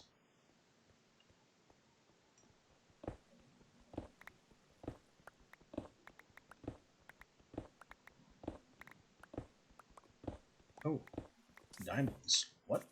Creeper noise? Creeper on fire noise. Because there's lava. That makes more sense.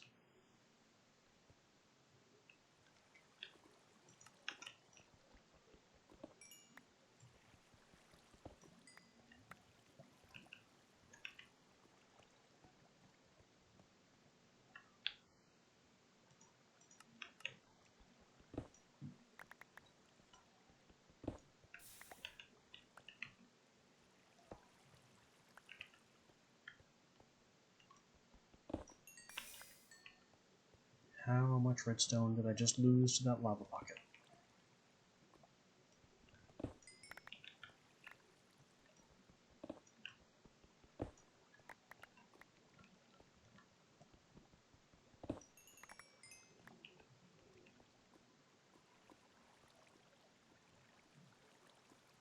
There's more lava here.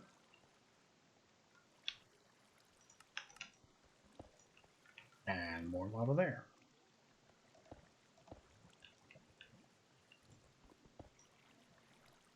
This is becoming very inconvenient. I can't get that redstone if I don't deal with this lava.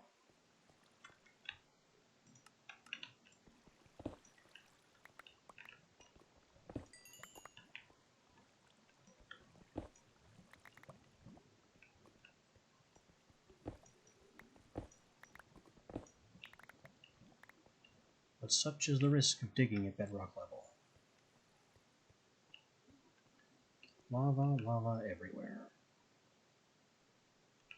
And the entire place starts to stink.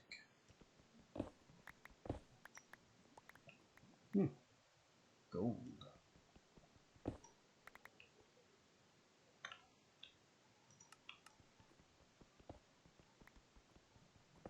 Don't mind if I do.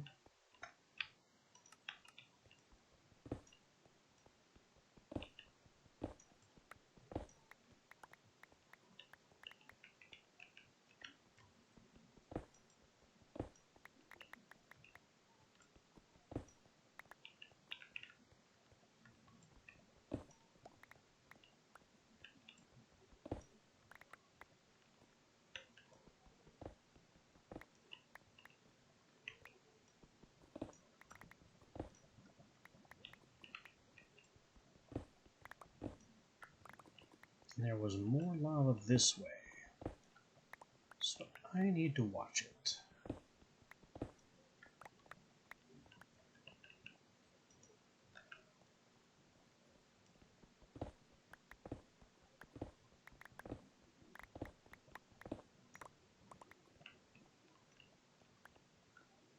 Even though the redstone problem still hasn't been solved. Nowhere close.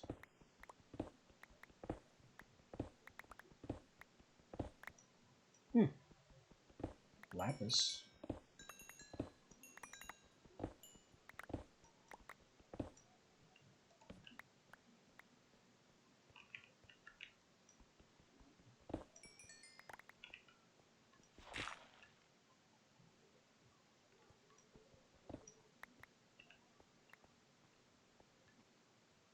And I can't pick up that flint because I am full of cobblestone, among other things.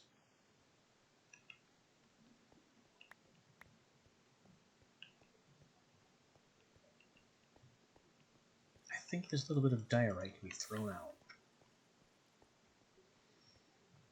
And then I can get the flint. And now we have to go back up.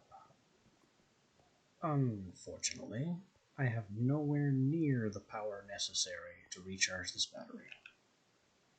Fortunately, it still contains almost double what it used to.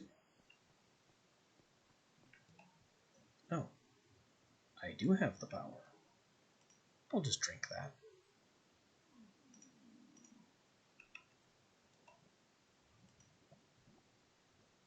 We've got to get some boards in these too.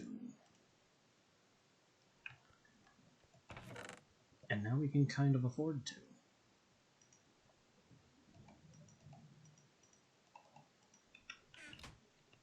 But this is a priority.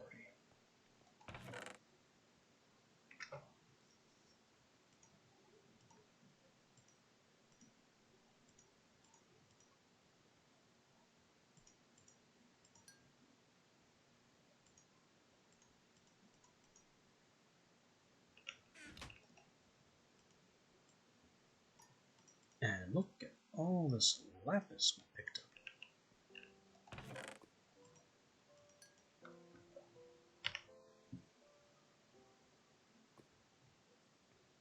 Shame it doesn't have that many interesting uses.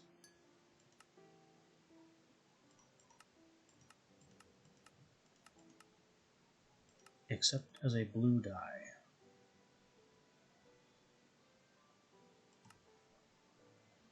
There's also some use for a capacitor here, but that's part of advanced generators, and I don't have one of those.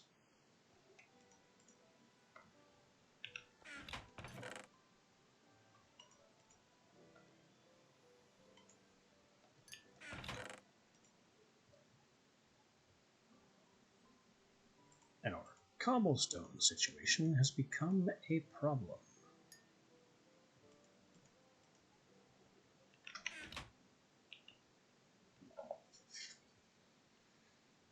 Is it time to make a comprehensive storage solution? Where would I even put such a thing? Down here? I mean, I can think of worse places.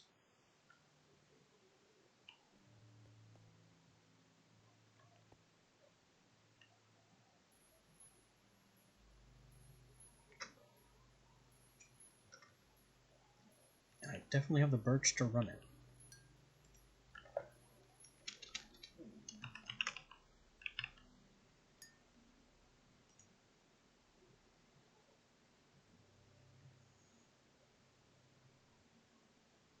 So let's get into storage drawers.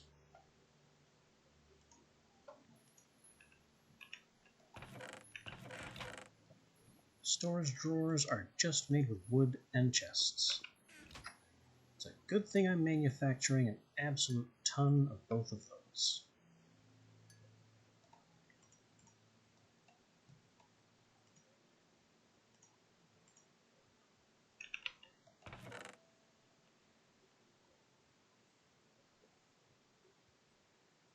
Cobblestone and dirt are my biggest problems right now. So we'll have a couple of basic drawers just for those.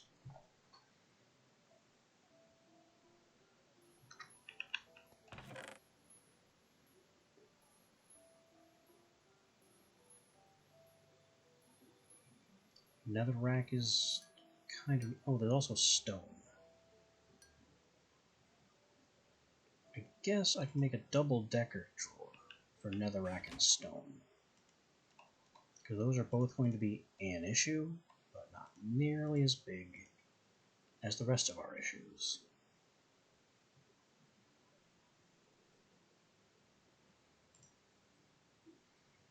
And a spare drawer to make the controller. And drawers also go into the upgrades.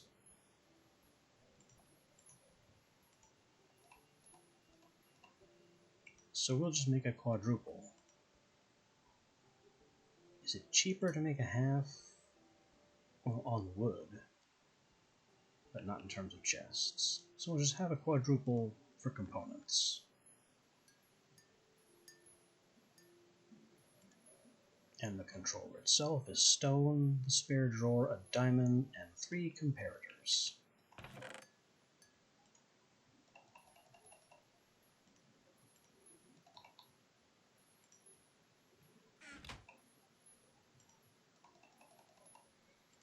I've done this one so many times I can make the comparators in my sleep.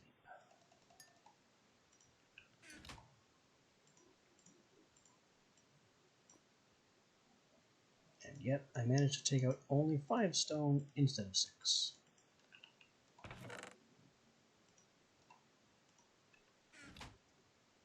Should have noticed there was an odd number in the works.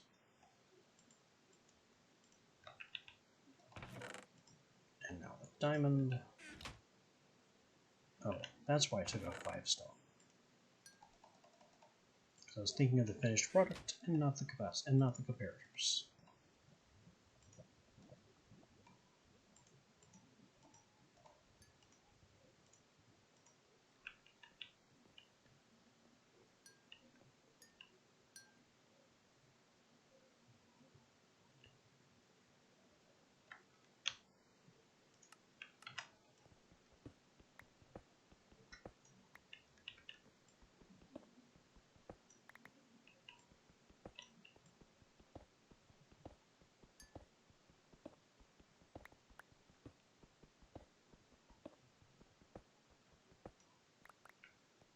And this is just room for expansion.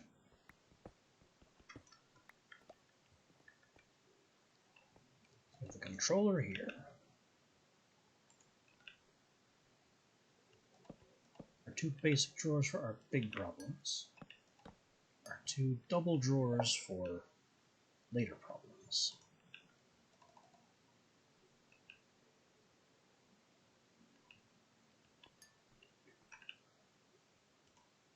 We're gonna need trim.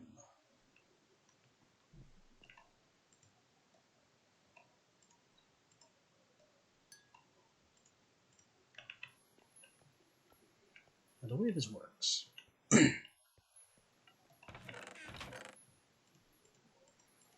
is that you right-click an item on the storage drawer controller,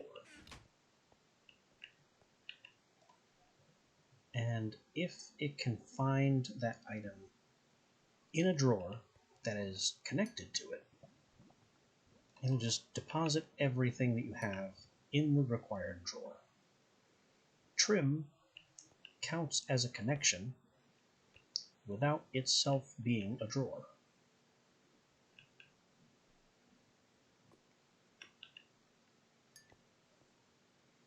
So just like that, I can now have a whole bank of drawers here, and once I connect to here, I can have another bank of drawers here. So we have plenty of room for expansion in our suddenly growing storage network.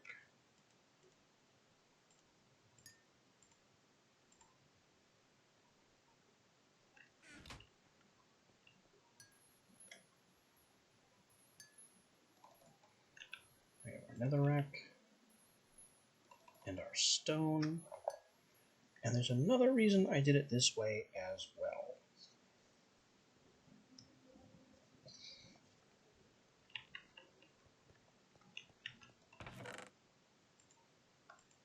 Because I have even further plans for expansion. I intend to make an Enderlink chest, but that takes blaze rods, so we're not doing that anytime soon. That's going to be another trip into the Nether.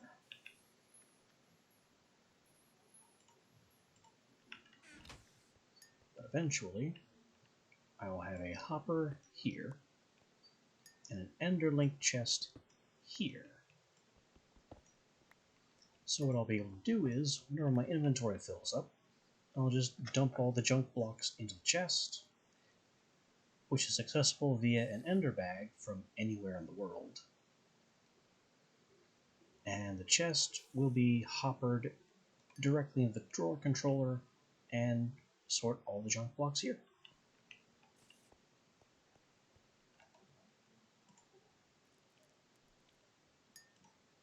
Managed to fill the battery. Nice. Furnaces are still going. What to do? How do I have a surplus of power? This is strange.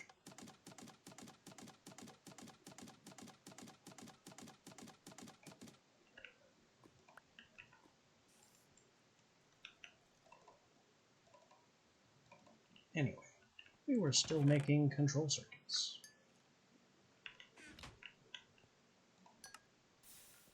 For which I still need more blue gems.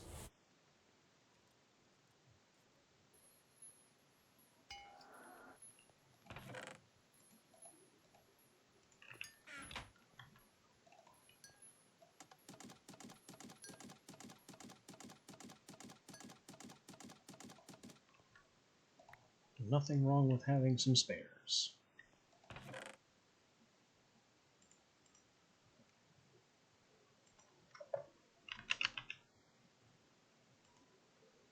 So I'm making currently the 3 quantifiers. To make quantifiers, we need to make emitters. To make emitters, we need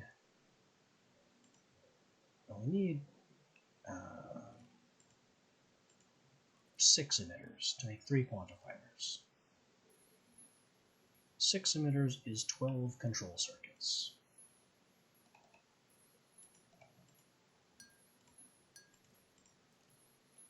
"12 control circuits, 12 redstone, and 12 entire blue crystals." Wait, no, 6.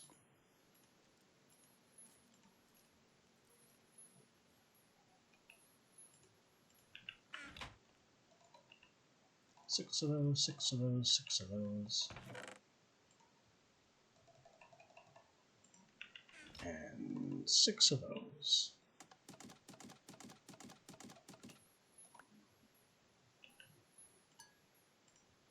Now we have the emitters, now we drill down to the quantifier itself.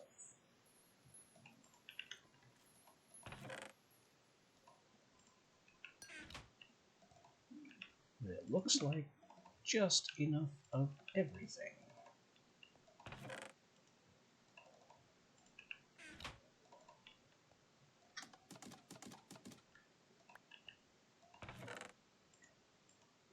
And there we are. That's the fancy stuff for these 3 infusers. Now we just need a bunch of chiseled quartz blocks. Which is why I harvested all the quartz that I did while in the nether. How many blocks is that? I have no idea. So we're just going to go like that. And it is not quite enough. Just barely not quite enough.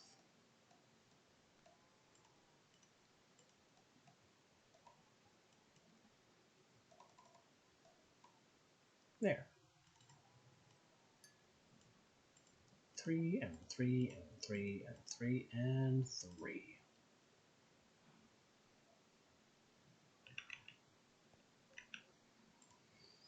Two of these things are for me.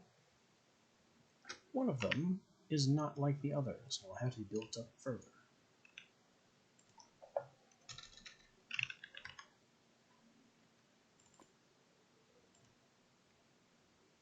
With 2 more chiseled quartz blocks, 2 being a strange number of chiseled quartz blocks because they are made necessarily in 3s.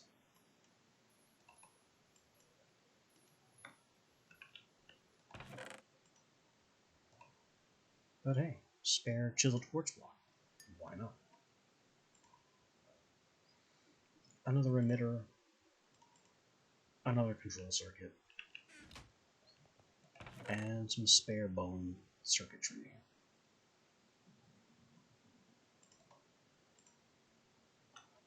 I should just go ahead and make some spare control circuits. I'll need them.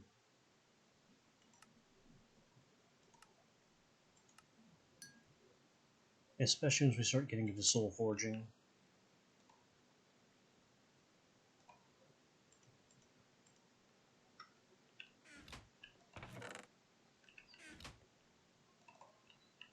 So I will just crack 10 more bones.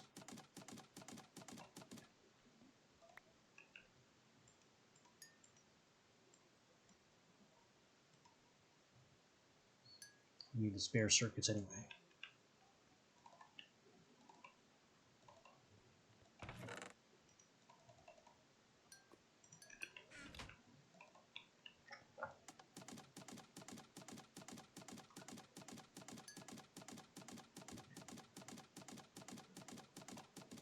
Waffle press all the bone circuits. Save 4.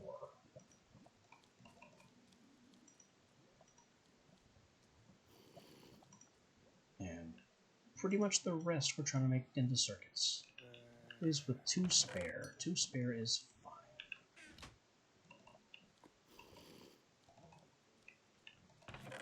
And 18 more blue gems.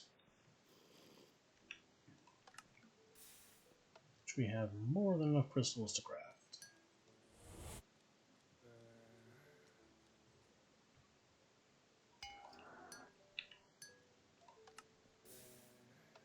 This would be the tedium part of the gating.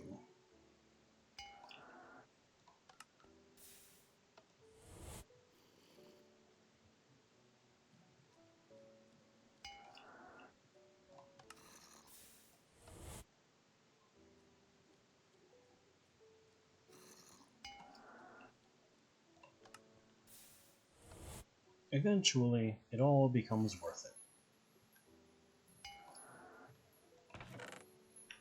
Or at least that's what I tell myself.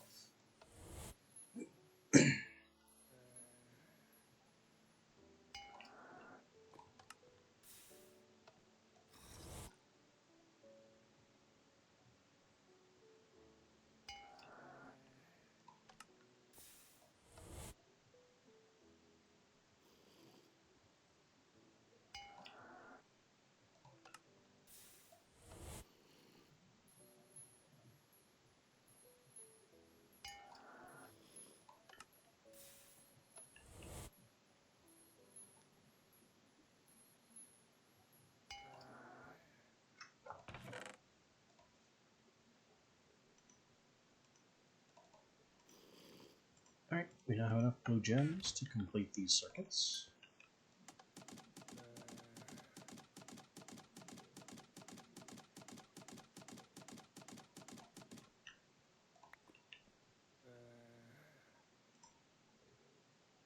We need one of them, and we need one to be an emitter.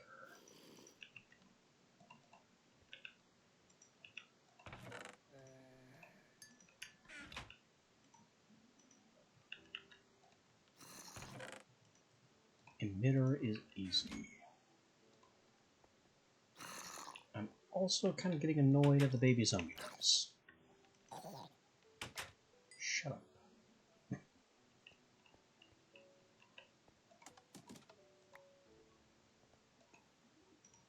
Anyway, emitter, control circuit, spare soul infuser, 2 chill quartz blocks, 4 soul bone circuits makes the corporeal reconstructor.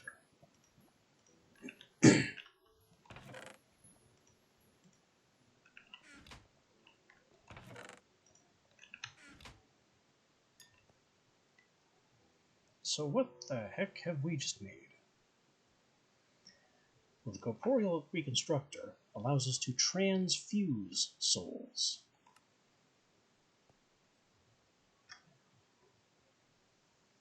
It requires a soul bone cage upon it, and a certain arrangement of benign stone around it. And then, if I power this device with redstone, and set a bone cage on top of it, I suspect that I may be able to transfuse a suitable soul from a well into a zombified and soulless body within the cage. It will probably be necessary to surround the cage with benign stone to ease the transition of the soul into its new host.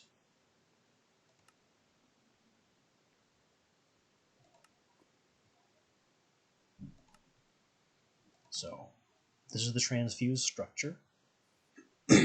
Layer 1 is the corporeal reconstructor and benign stone. Layer 2 is bone cage and apparently also benign stone, though that's not exactly right. It's only one layer of benign stone, and the spikes grow up and out of it. Transfusions. Zombie to villager. These 3 souls are required in the well, but are not consumed. That's what working souls means. And then consumed souls, 1 wise. So if I can get a zombie into the bone cage, on top of the corporeal transfuser, I can stuff a villager soul into it. This allows me to convert witches to villagers, or re-roll villagers. So if a villager has a job I don't like, I can rip its soul out, convert it to a basic wise soul, and then stick that wise soul back into a zombie, so it comes out as a different villager with a different job. The other one that I skipped over on purpose is Zombie Pigman to Pigman. Same working, same consumed. How interesting. I wonder if putting a villager's soul in one of these strange zombified pigs will have a useful effect.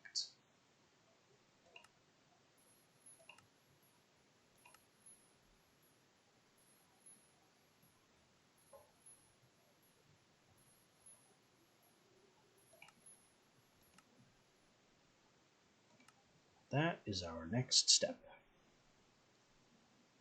We've currently discovered the benign soul, which we read yesterday. Not yesterday, the last time. Maybe it was yesterday, I'm not sure. Benevolence and passivity in benign stone. The predatory soul, the soul of a carnivore, forever hungry and on the hunt, seeking prey. Unhinged, madness incarnate, perhaps too many rebirths fragment and ruin the soul. What use but chaos and confusion can such a soul yield? And the wise soul, experience and above all, sentience. The wise soul is that with which I am most acquainted. There's a new header, spellcasting. We will look at that in a bit.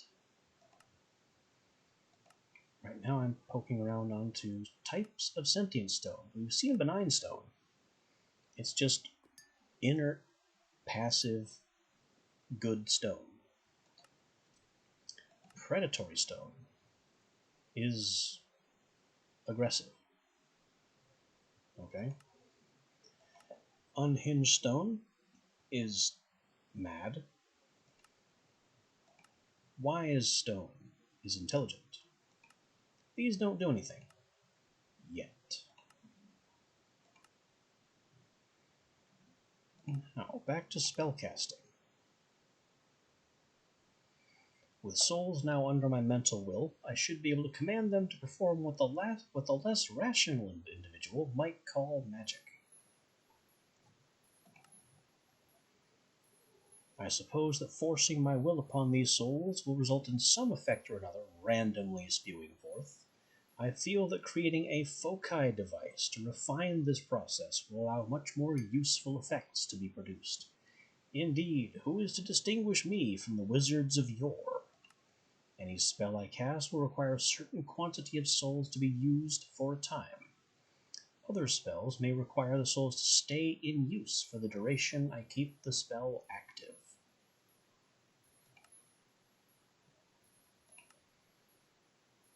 So here's the foci device, which I can already make because I have spare control circuits. So that's a 1, a 2, and a spare circuit, or a spare conduit, and then the yellow crystal. Spell focus. Currently does also nothing. Despite that, it's now going to be on my hotbar forever. And there's a tip here about hotkeying spell effects.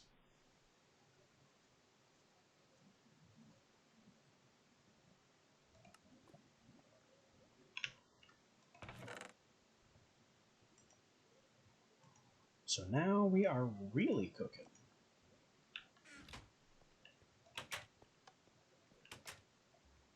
Unfortunately, I need to hunt more benign souls, and it just happens to be nightfall.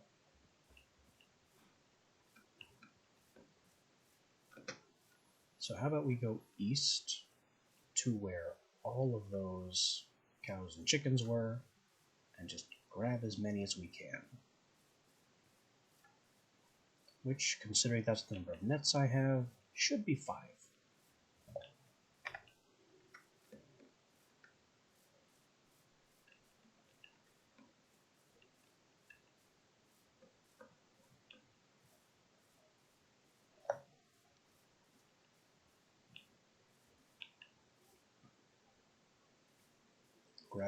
Grabbing and exploiting cows specifically will also allow me to gain leather. Why are you in a tree? The legendary tree cow returns.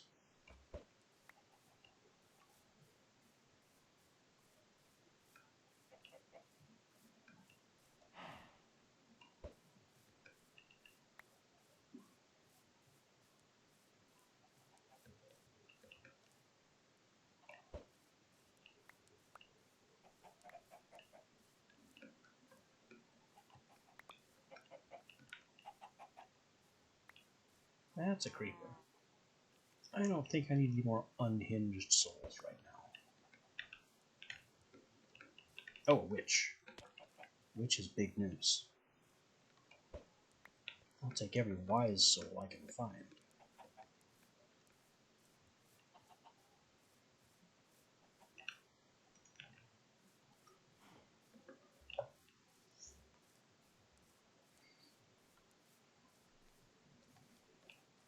Nope.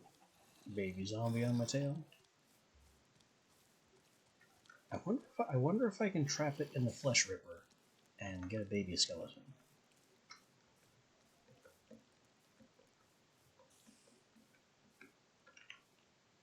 Or it will just stop chasing me.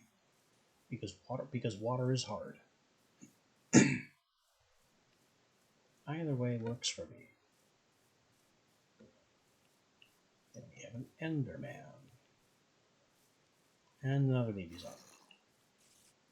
I want your Ender Pearl. Give it to... Where'd you go? That's not good.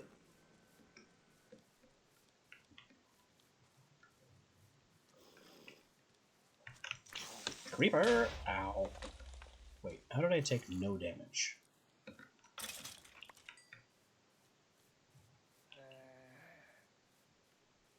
Now you are stuck in the hole.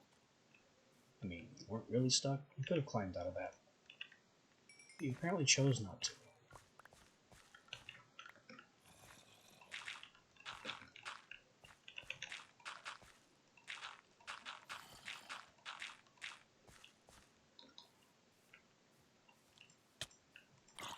Where is that Enderman I whacked? Did he just give up?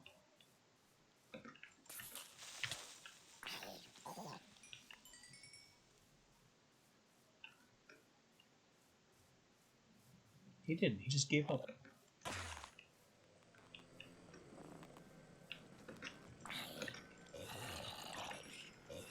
He teleported away and chose peace.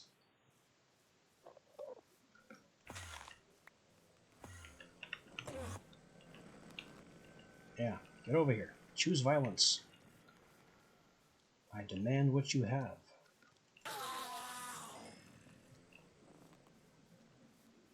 This one too.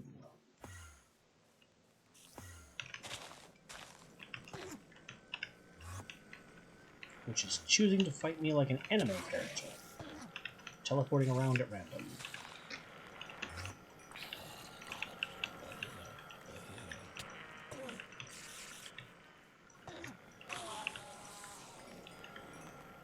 Never seen an Enderman use minions before.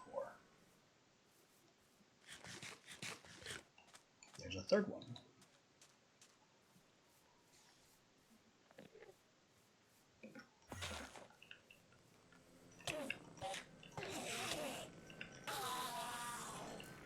It would be much easier to capture it, tear its soul out, and then fight it when it can't fight back. But my nets are full. It's not like I'm choosing not to do that for ethical reasons or anything.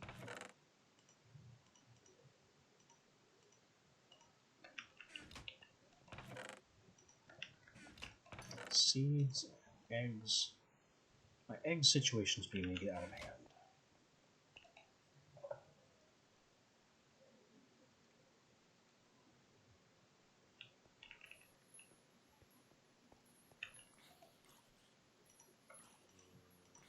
Power's good. Batteries are full, generators are not. Perfect. Zombies are burning to death. Perfect. Here's the witch net. Wise soul extracted.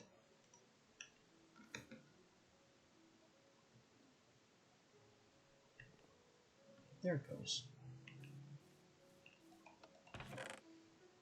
Benign stone. Going to need more of that.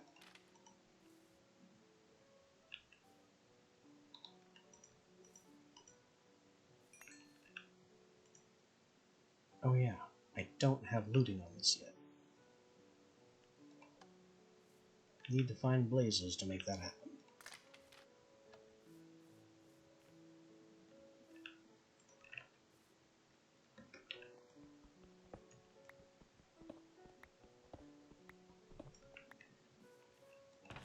So the wise soul is just 4 gourds. The benign soul is splitter, decanter, splitter, splitter.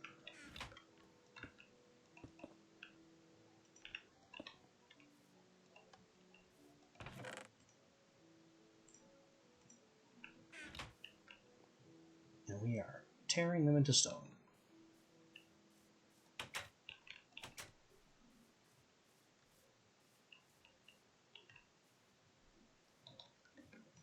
Nope. You are not destroying any of my work today.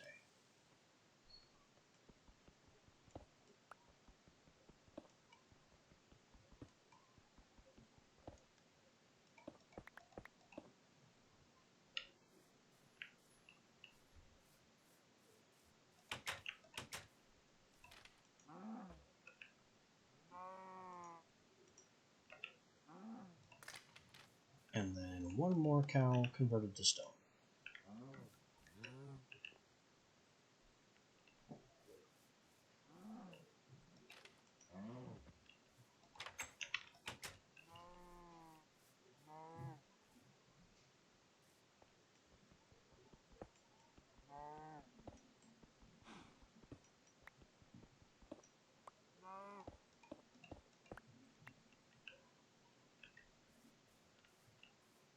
This 8 is what I'll need for the soul infuser, the soul transposer, whatever needlessly technical term Demonif decided to call it. These other 2 cows, I can banish their souls into the well, have more benign souls in my pocket.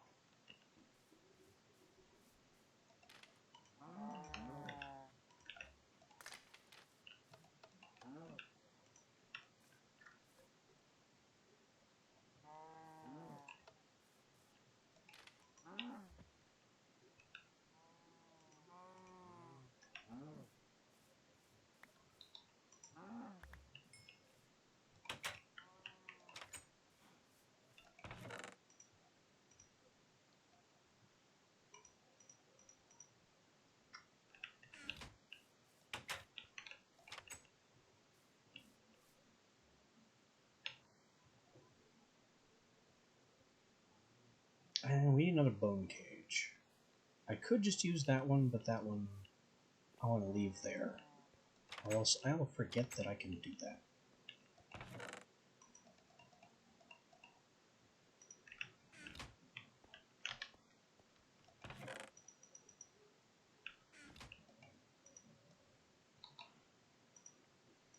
Bone cage. Cobblestone for a lever.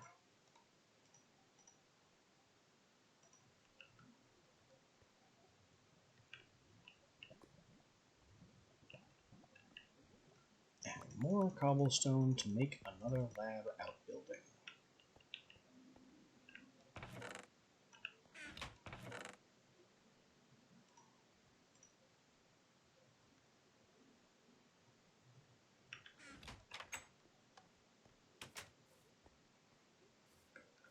It'll have to be within range of the soul well,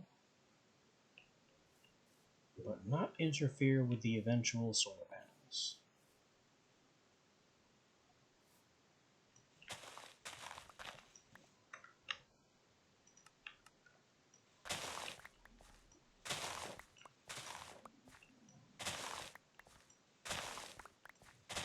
So I guess we're leveling the terrain.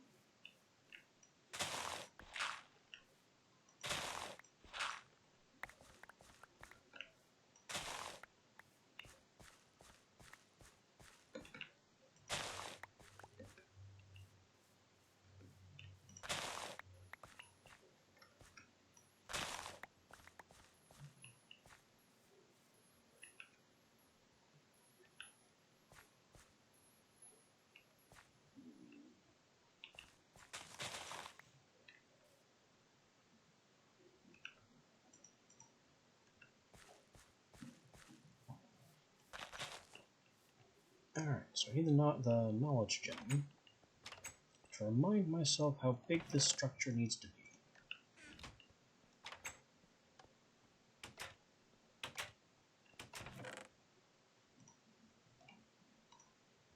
Also a door.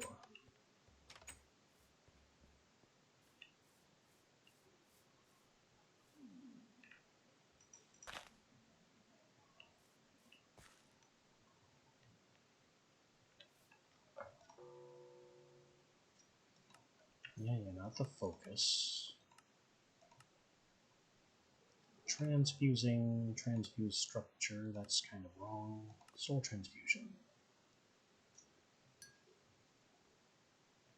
So it looks like the reconstructor goes in the center,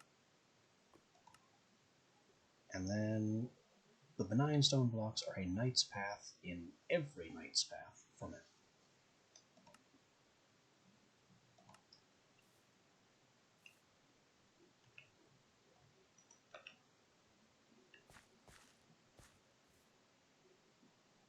So then if I plan to have a wall here,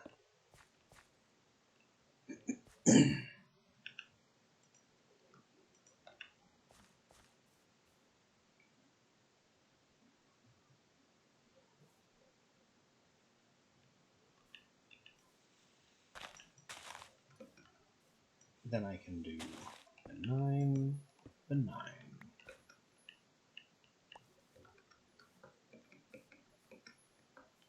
A gap, 2 benign, gap, 2 benign, a gap, and 2 benign.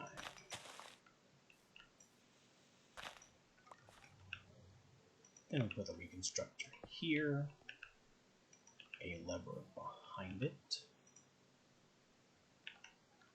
which I'm going to need some more of my polished granite for this.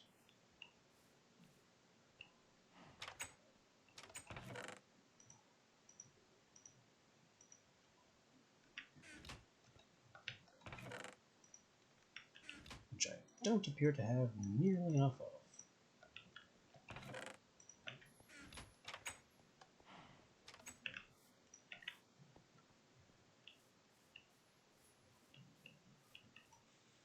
I'll also put one there, just cause.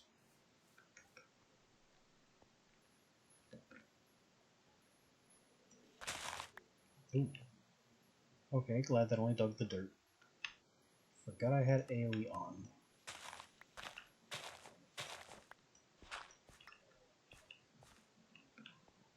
Yes, a helpful tip for practically everyone. If you have an area effect mode on your tool, make sure it's off anytime you are not actively using it.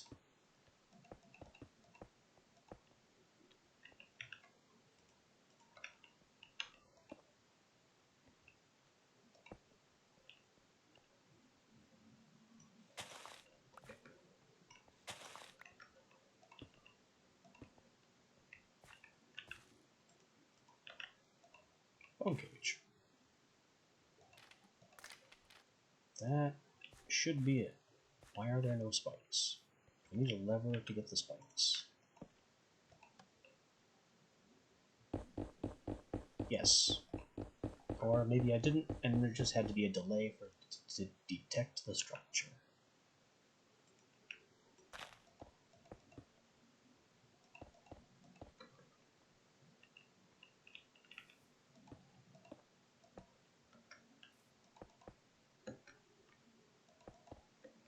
Either way, our big pointy and ominous is now live.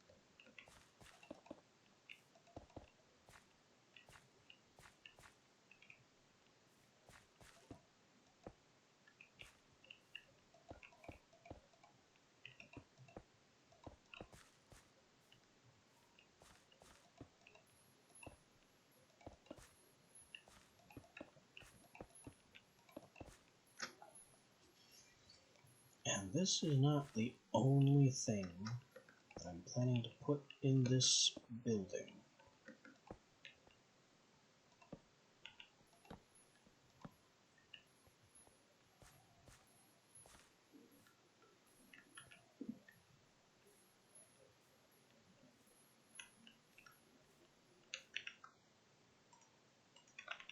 I also want my double-stacked soul infusers here.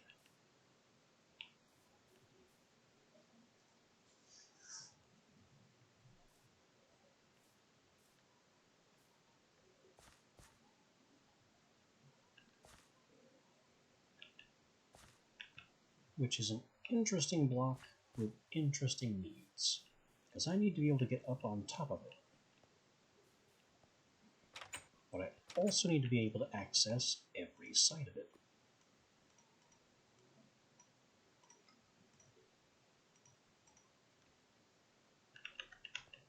Which very obviously is going to involve slabs. Or perhaps not obviously. If it's not obvious, then it's a solution that I figured out in the past.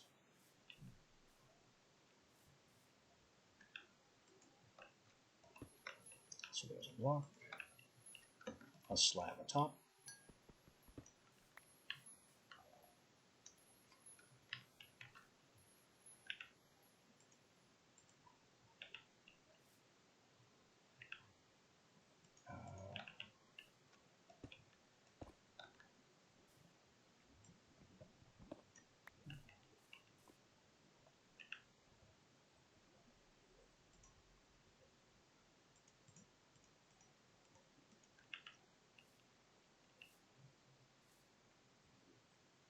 maybe not there. I'm just trying to finagle a kind of interesting looking staircase of slabs.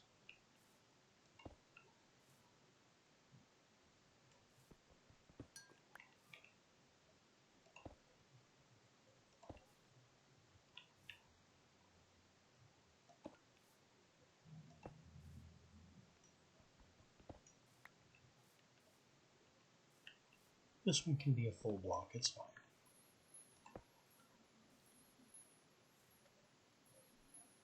I can use this to get on top, while still accessing all the little symbols all the way around. This one's a little awkward. Maybe the staircase should go back another block.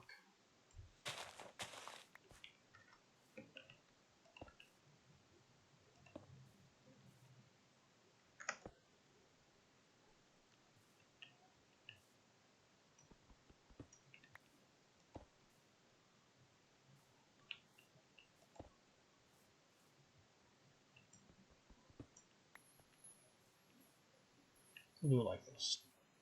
I need to take a step back. Oh, no, that's still in my way.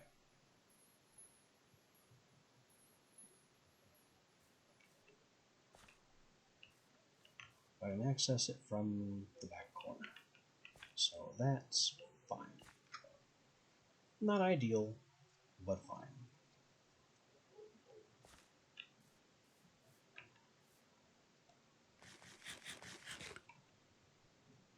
Now, does the infuser require a redstone signal? I don't remember.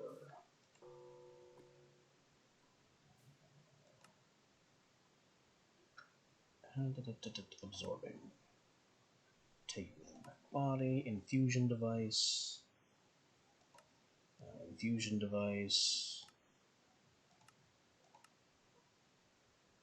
Can transpose. Ensure souls are revived. Power the infusion with redstone. The infuser with redstone.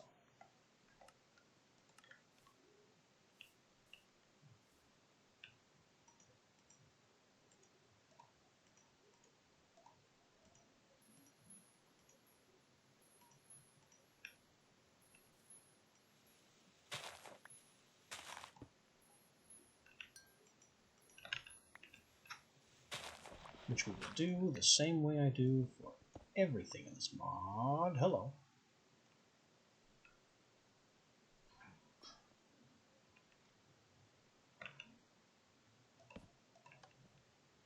I didn't think I'd be right above my crystal room.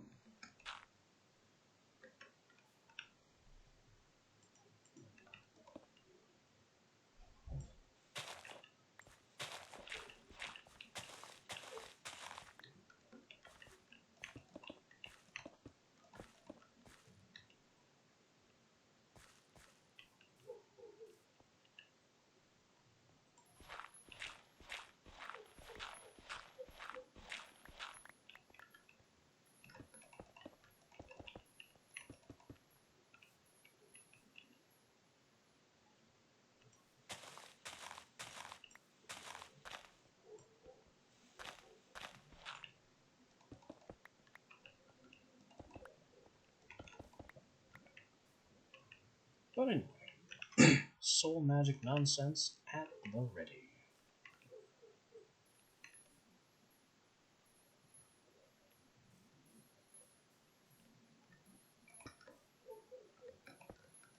So all that remains is to get the walls up. Well, get the walls finished anyway.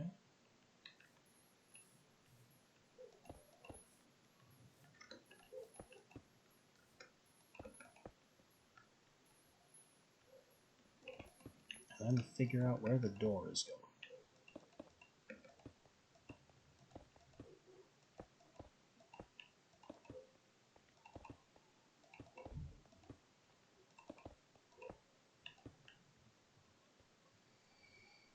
There's also a certain element of hope that the ceiling is high enough, which I know it isn't right here, or at least won't be because I don't have a ceiling yet.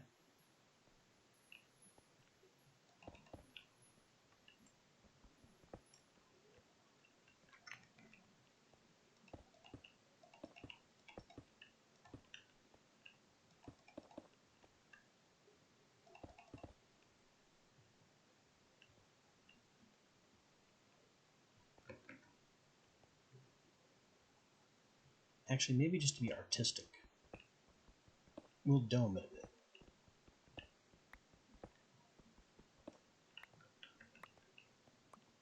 I know, I'm still only using cobblestone, so artistic is a bit of a generous word to be using.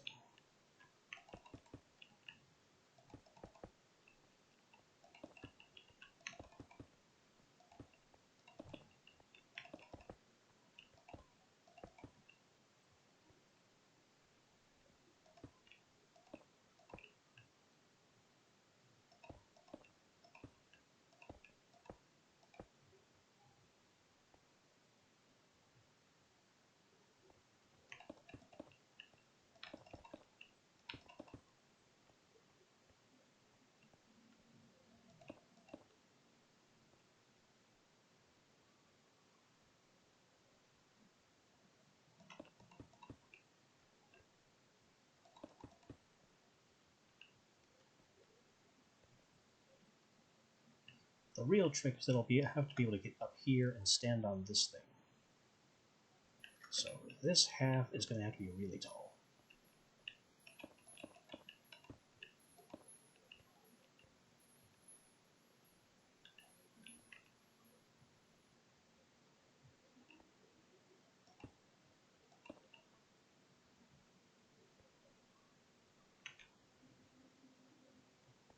I think I'm putting the door here.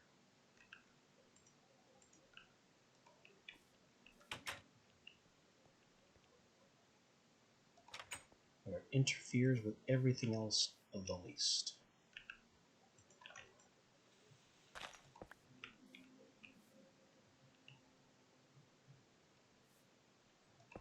No, it can't go there because that leaves a gap.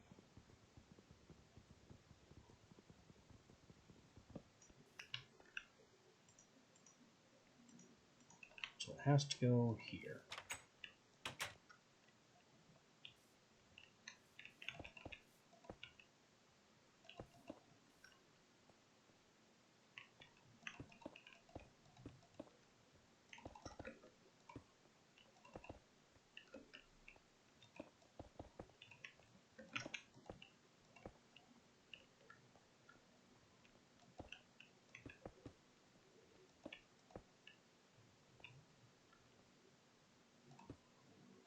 So, up go the walls.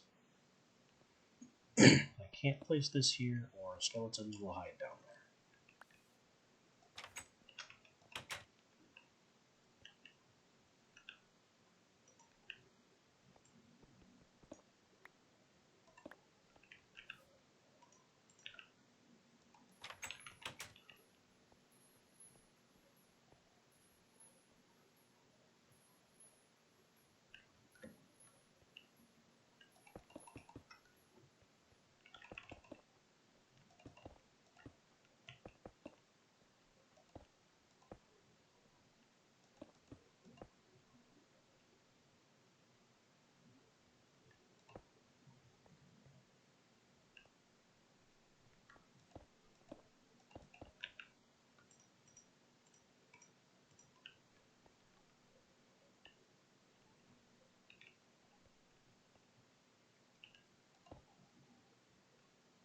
Now I can't put that there as a diagnostic block.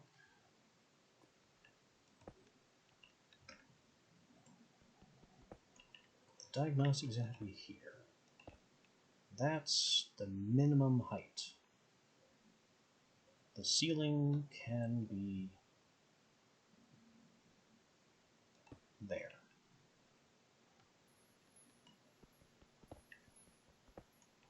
So that's the minimum height of the roof.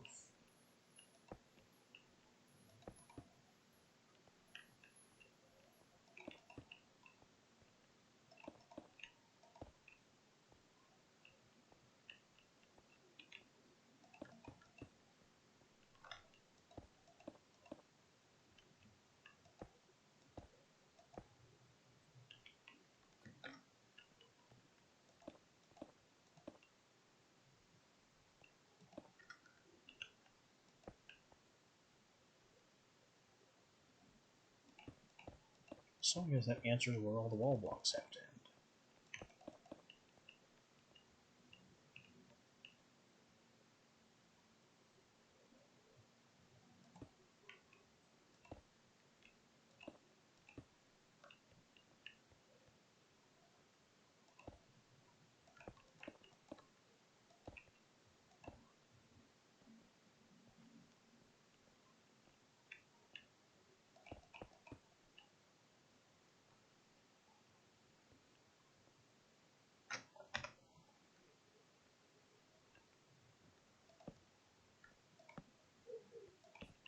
And then we get some semi-nice looking lighting on it, so things can't spawn up here.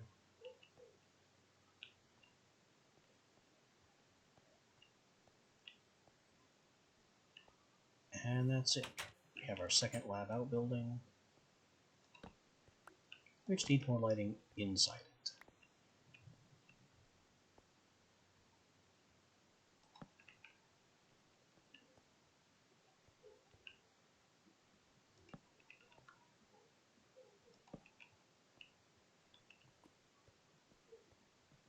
There. Everything is sufficiently well lit.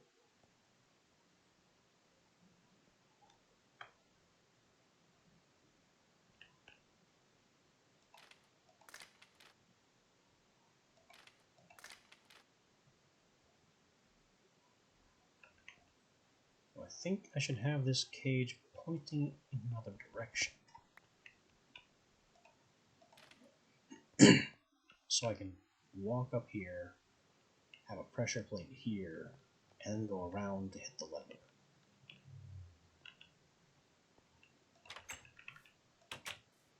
So let's get that pressure plate.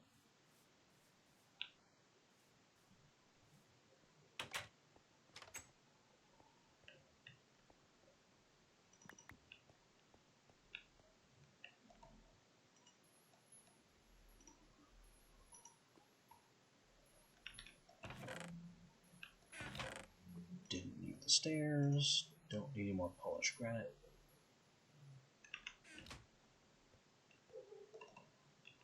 All the cobble and dirt can go back.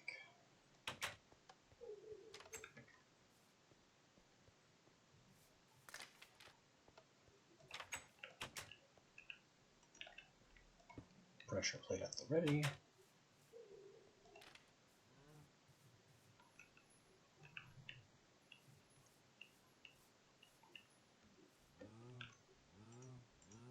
And maybe we can work on this roof a bit.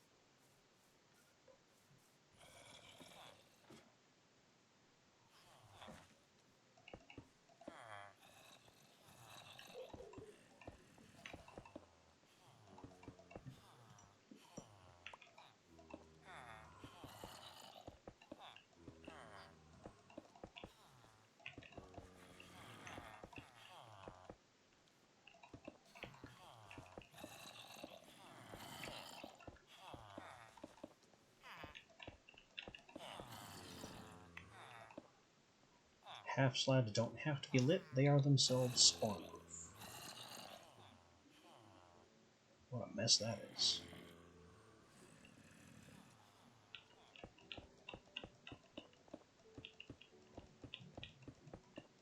can't hit our villagers through the walls, though. Which is why I built out the corners.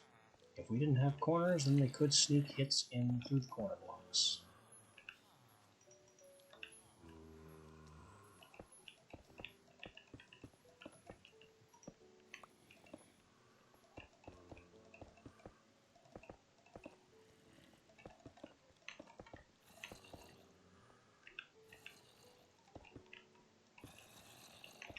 Also, if this was hard difficulty, they'd be bashing the doors down.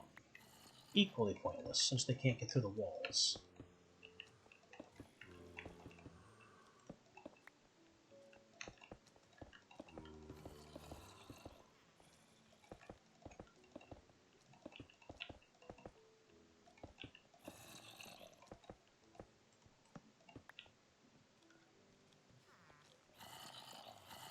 Jeez, look at them all. This must be one of the old zombie raids.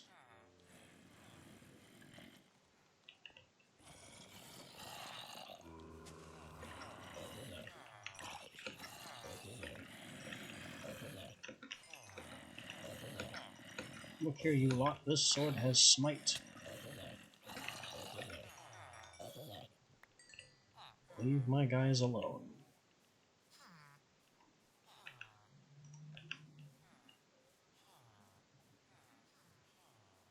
And you have bones. Give me your bones. You did not do that.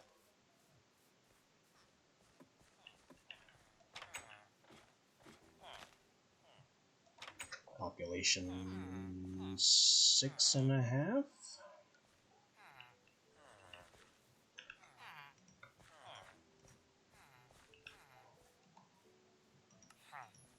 This is a slightly cheaper librarian. Cleric.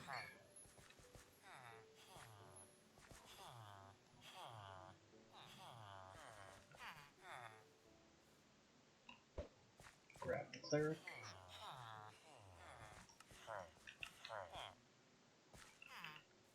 Grab the leather worker because selling off my leather is offensive.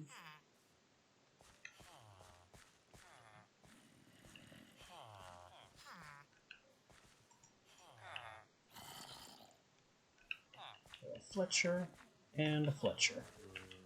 And both of them count as farmers.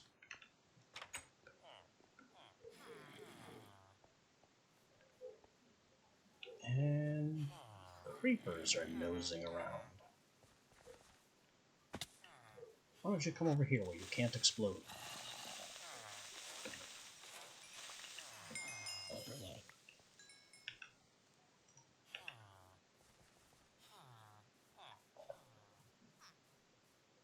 Aha! Ocelot totems.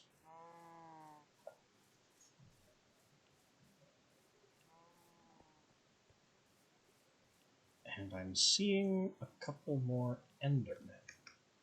Maybe I can grab them before sunrise.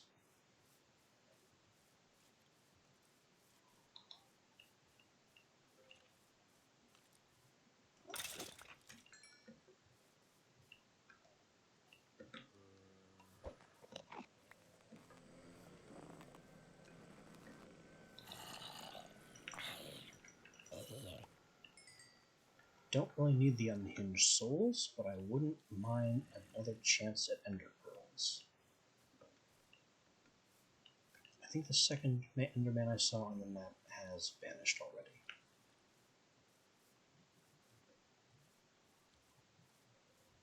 We got the first one. Oh, wait, is this the second one? I think it is.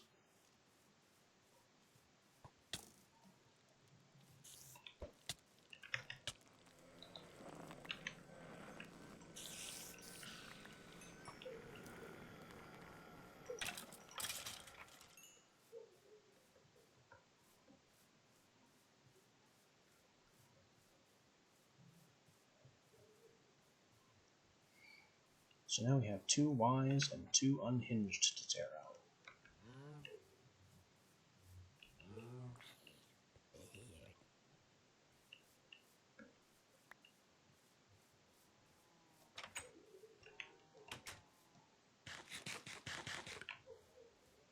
And this is currently configured for benign.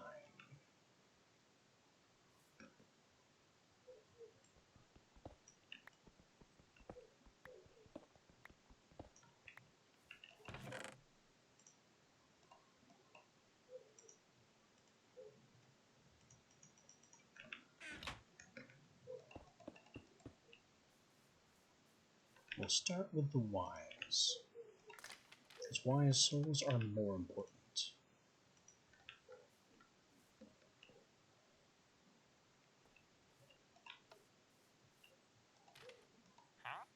You even technically trade with them, as they're dying, proving that their trades are indeed mindless.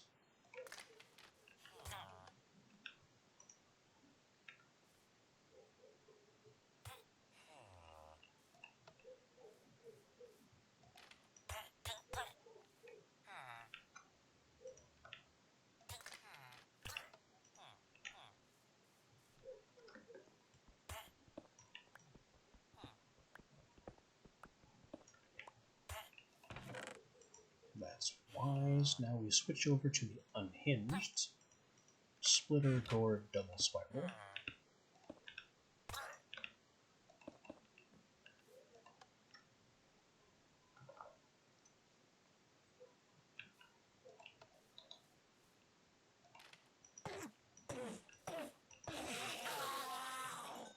Pull them out so we can beat down passive enemies.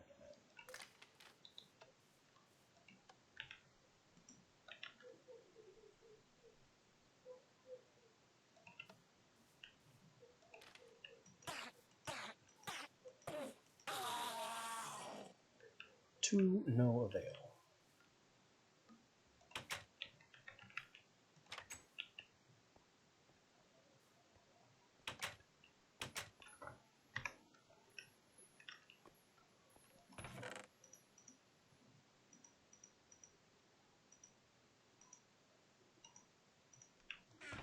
Not a single pearl in the offing.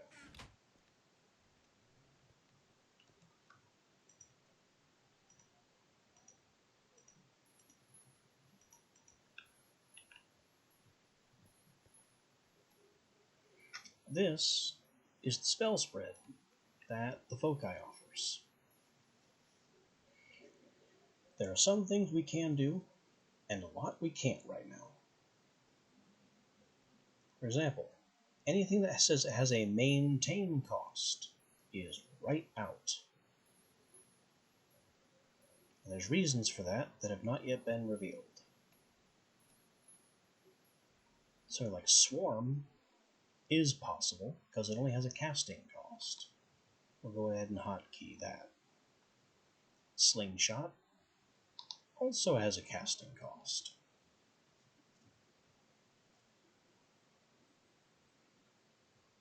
And then we have things like Soul Leash, which allows us to move around souls. But most of these have a maintain cost, a maintain, maintain, maintain, maintain, maintain. So really there are only 3 spells that we can use. One of which costs 2 predatory, one of which costs 1 unhinged.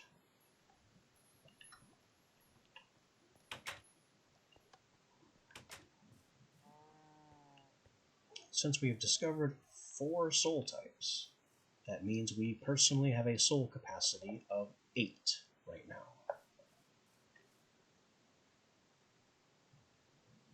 But I only need 6.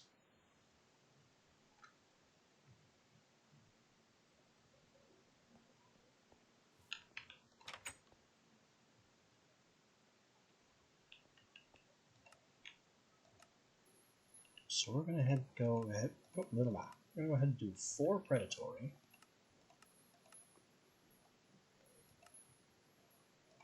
And 2 unhinged. And the rest of these being benign 0 is just fine. But I think I'll change them around anyway. That can be wise. Directly above Y is this mysterious M. Directly above U, this mysterious P or D. Directly above predatory, we'll have this mysterious N. And directly above benign, this mysterious 1.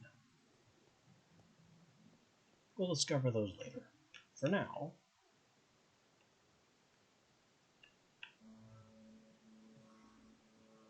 I will infuse myself with a beginning complement of souls.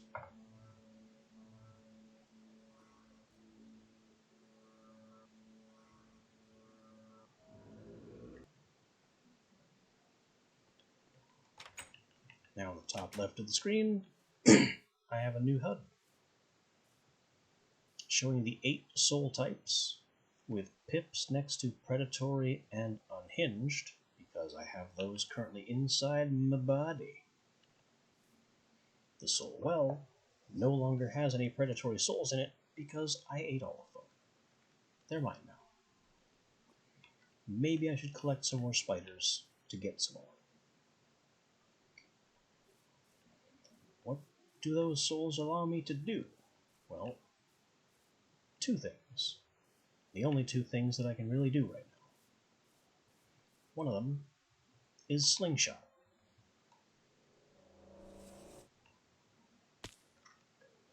It's a good thing Slingshot temporarily cancels fall damage. Because I throw that soul on a tether, and it rockets me around.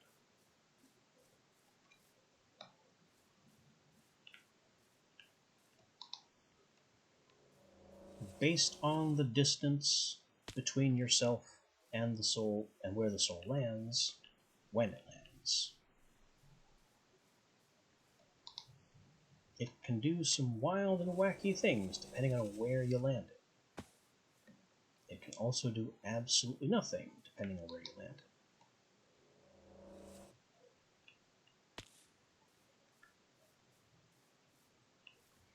But most of the time, 80–85% of the time, fall damage is completely cancelled. If you throw yourself in a really weird way, you can be flying for so long that fall damage returns before you hit the ground.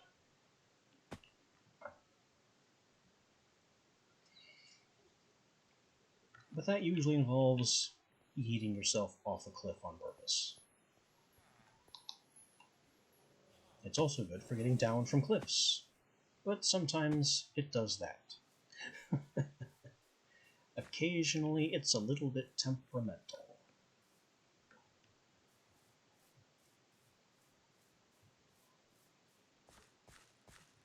The other power would require a hostile target as an example, because it throws out a bunch of seeking darts that hunt them and harass them for the duration of the dart. There's a drawback to that one, though. If there are no targets, the darts will happily seek you instead.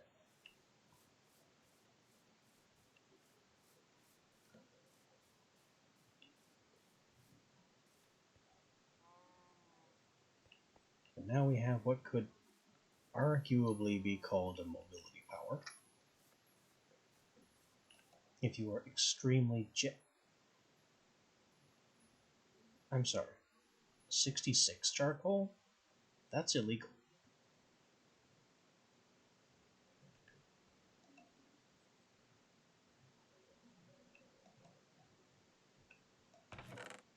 Oh, that's a lot of wood. And a lot of trash saplings that I still don't know what to do with.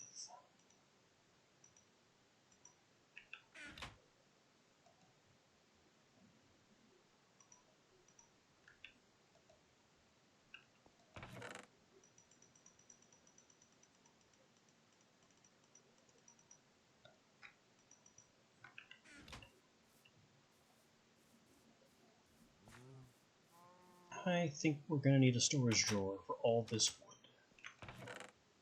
The saplings, though, I Can I do anything with them? No, they burn. That's it. I don't want to burn them as fuel because they're a very inefficient fuel.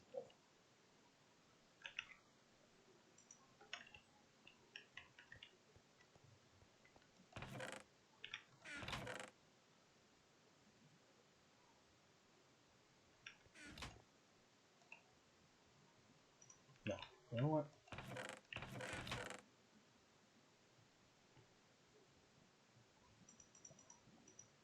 Take all this.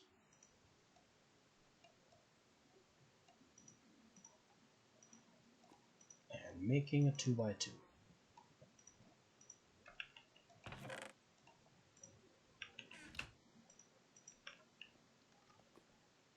This 2x2 can go here, and will contain both birch wood and birch planks.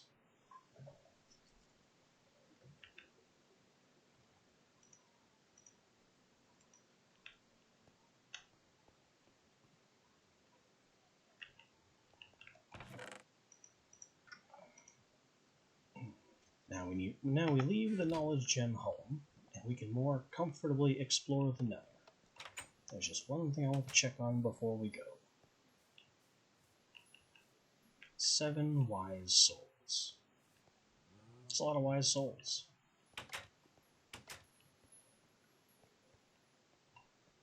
We will need some predatory before we go to the nether.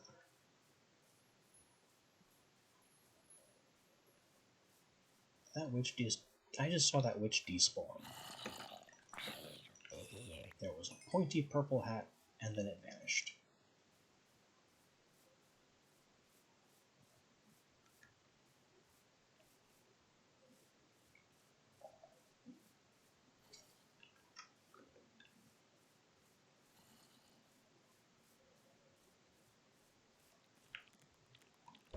Take that spider.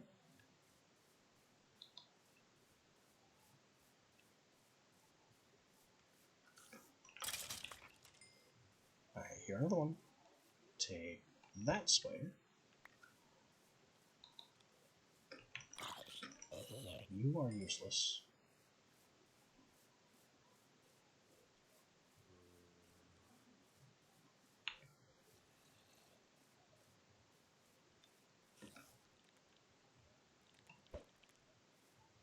Let him walk right into my crosshair.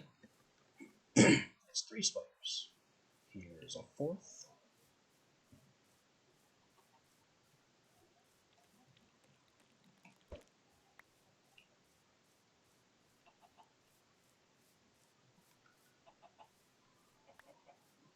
And I see the 5th.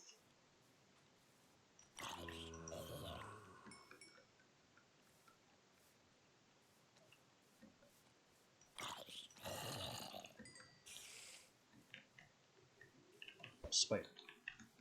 Not you.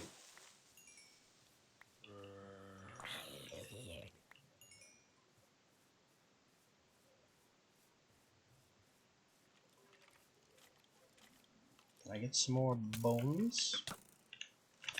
Not if they keep knocking me around like that.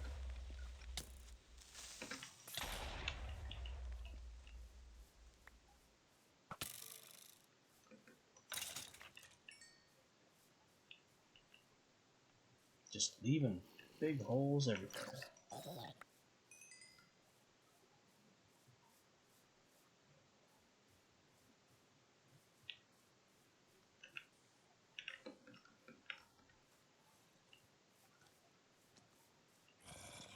Too many creepers. They're just everywhere.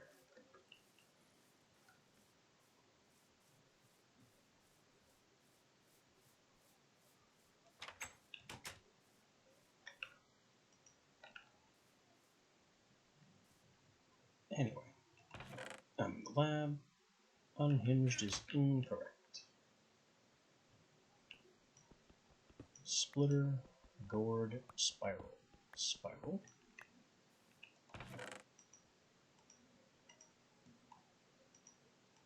I need predatory.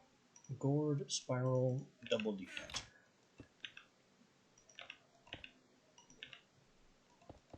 Unless I could go and spiral backwards.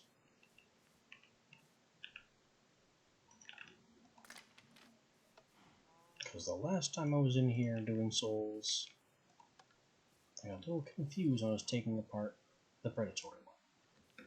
Nope. Predatory soul is go.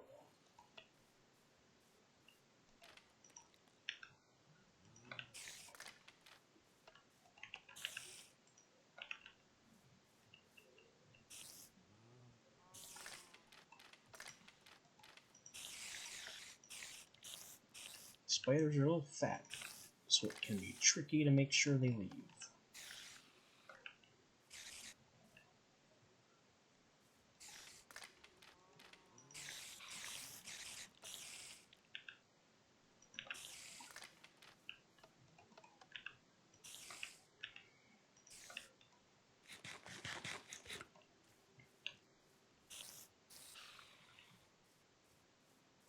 Alright, did I pull that one out?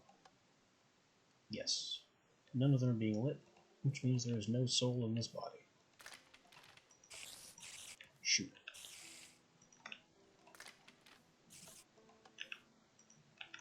Last spider. Soul out.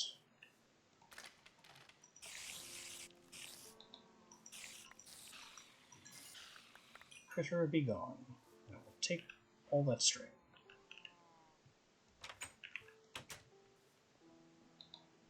That creeper in my garden, not allowed. And he trampled my carrots.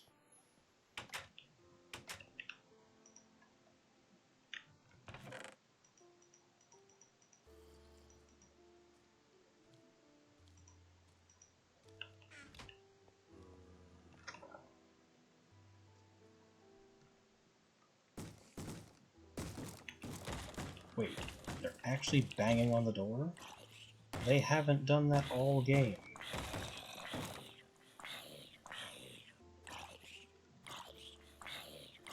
They can't, because this isn't hard.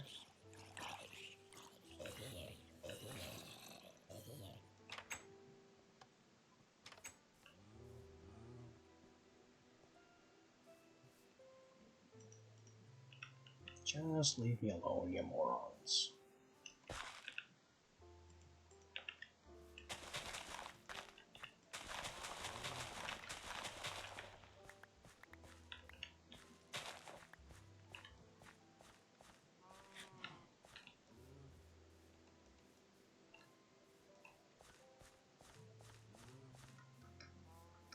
Alright, spare carrots can come over here and supplement the still empty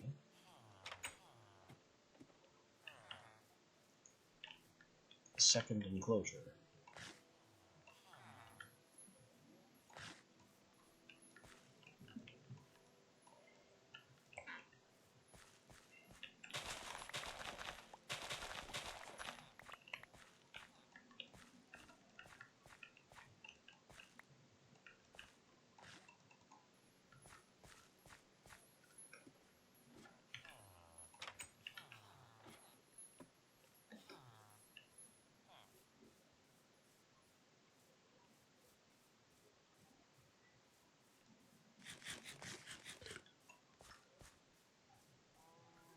Now it's time for mad science.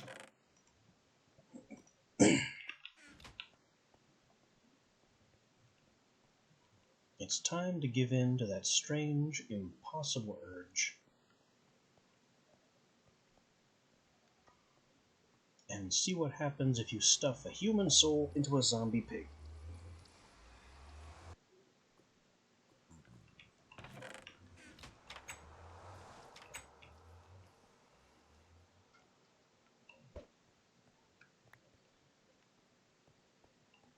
Which is going to involve capturing zombie pigs. Not a big deal. This is not considered an aggressive action, so they don't all go nuts.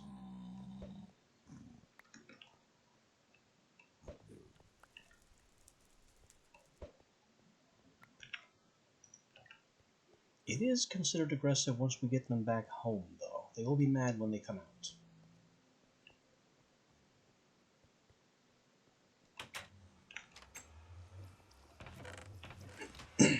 for now, that's all we needed to do.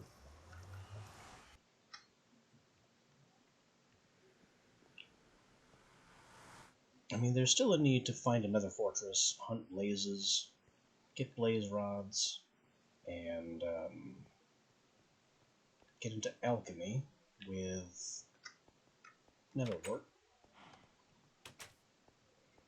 But these are all later problems. Ah, not here. Here.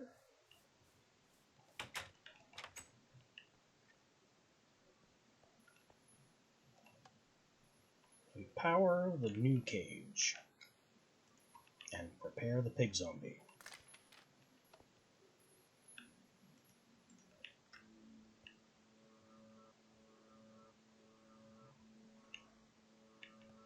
The benign, predatory, and unhinged souls do the work, and the wise soul goes into this body to stay. We discovered soul transfusion and the pig villager, who is now going to escape. Where are you going?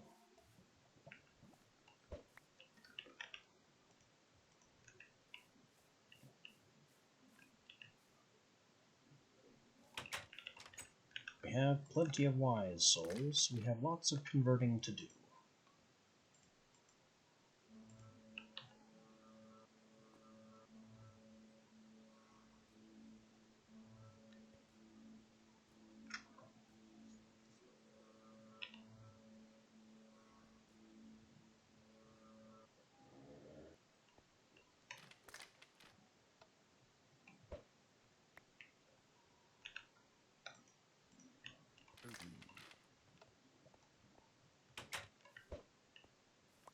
No escaping.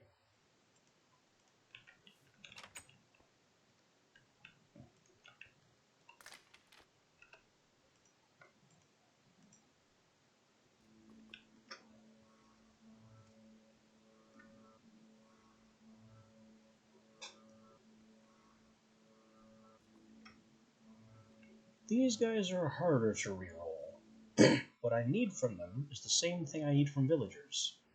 One with a brown shirt that can harvest the potatoes. Or the carrots. And therefore propagate the village.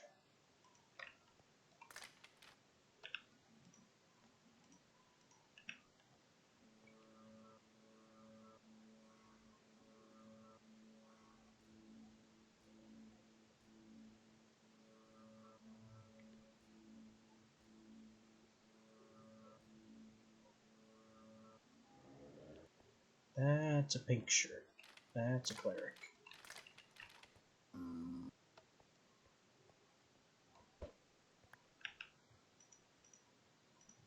The last one. We're holding out for a farming type.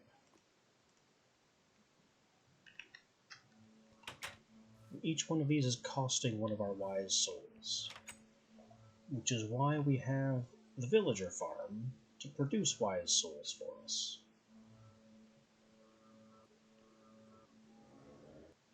You have an apron. You're also not a farming type.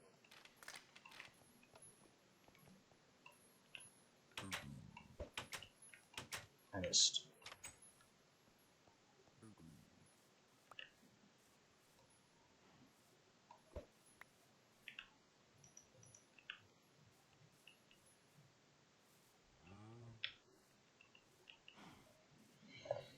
So we now have a couple of pig villagers, which is what this second building was built for.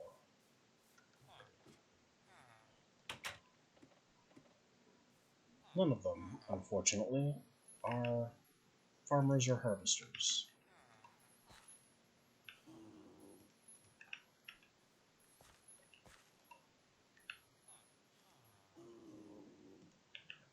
We got librarians, clerics, a leather worker, and a weaponsmith. And they sound real weird.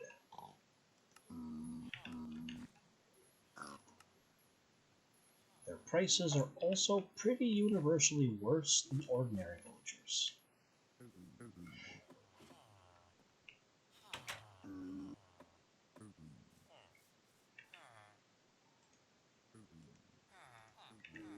But there is a reason we have committed this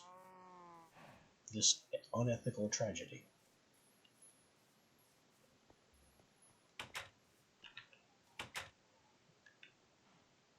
Jamming a villager into a zombie pig body alters its soul.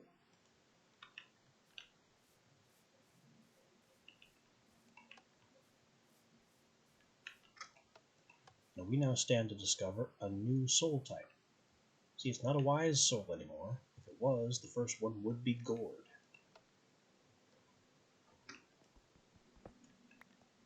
But the first one is not gored.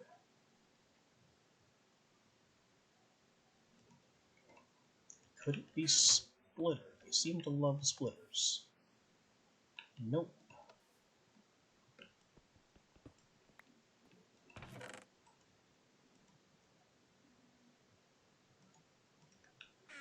Could it be Spiral?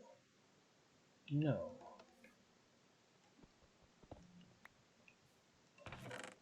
Which leaves Decanter. I swear I'm not doing this on purpose, it just is the last one I try every time. The second is not Spiral.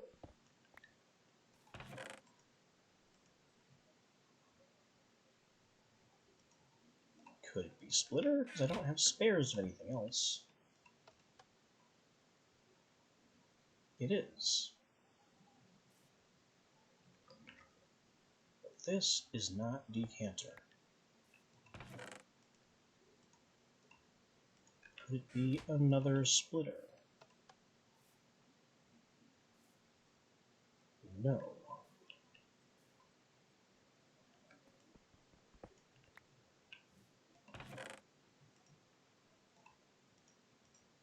What about a Spiral?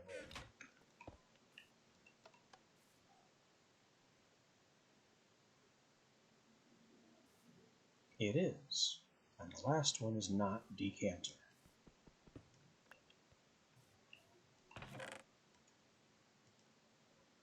I would guess that it's another Spiral. Because I've never seen a soul. There it is. Malleable soul discovered.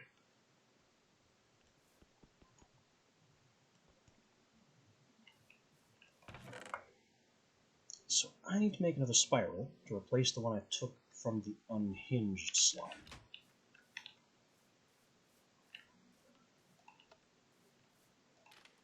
You are dead.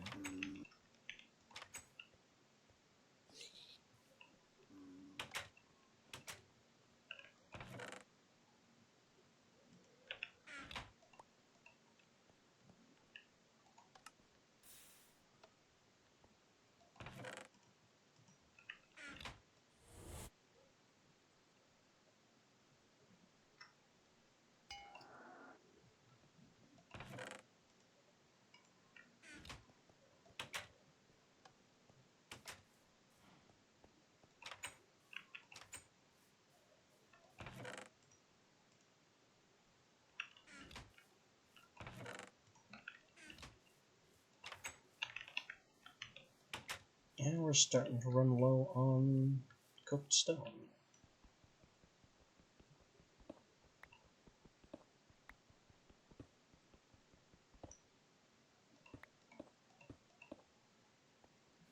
But we now have malleable stone.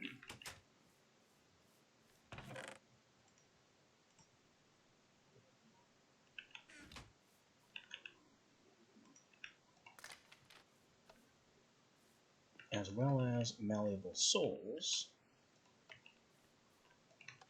We'll put this one over in the soul well instead of turning it into stone.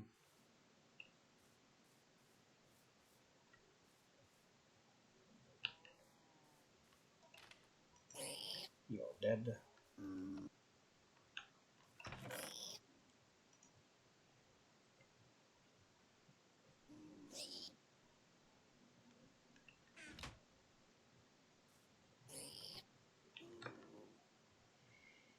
So now we have decanter, splitter, spiral, spiral.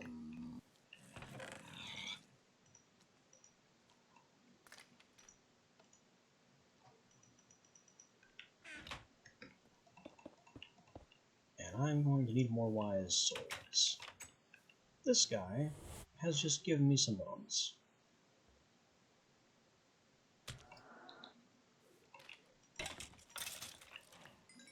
Just rip his skin off and give him and take his bone.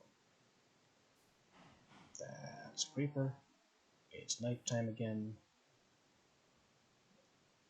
Oh, I see a witch on the map.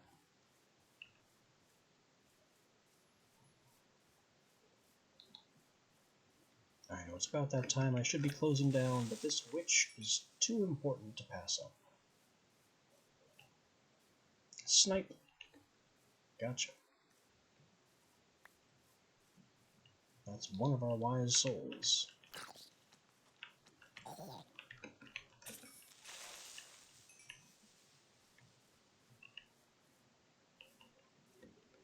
Our stock of wise souls needs to be rebuilt. That's another witch.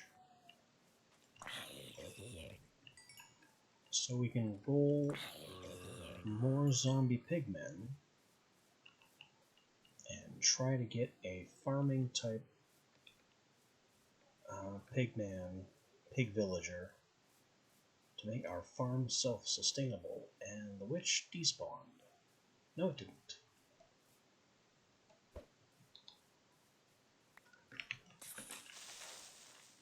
But yeah, intangible pig villager, the original pigman, the original non-zombie pigman, before piglins were a thing.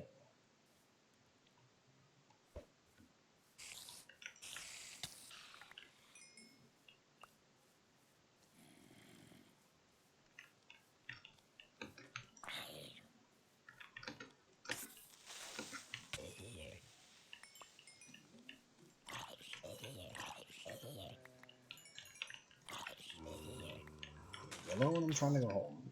There's too much garbage going on out here.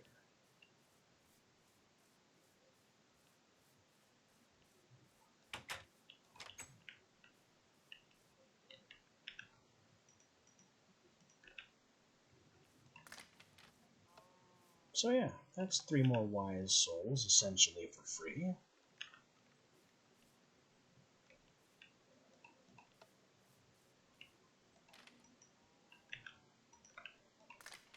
Once I get these poor unfortunates extracted, I will be shutting down for the day.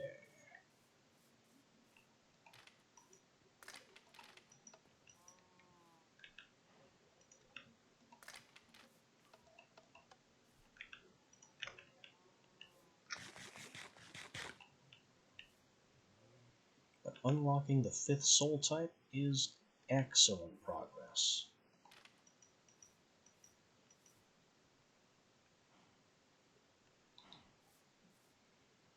As well as all the other fun things with them. There it goes. I was wondering why that one wasn't dying. As well as the soul infuser, giving ourselves some souls, and the beginnings of magic.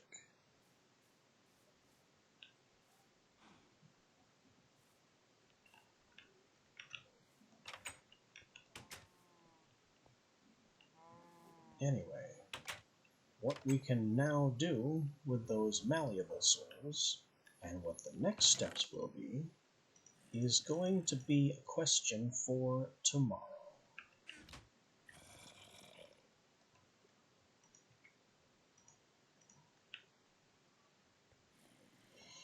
I'll see you all then.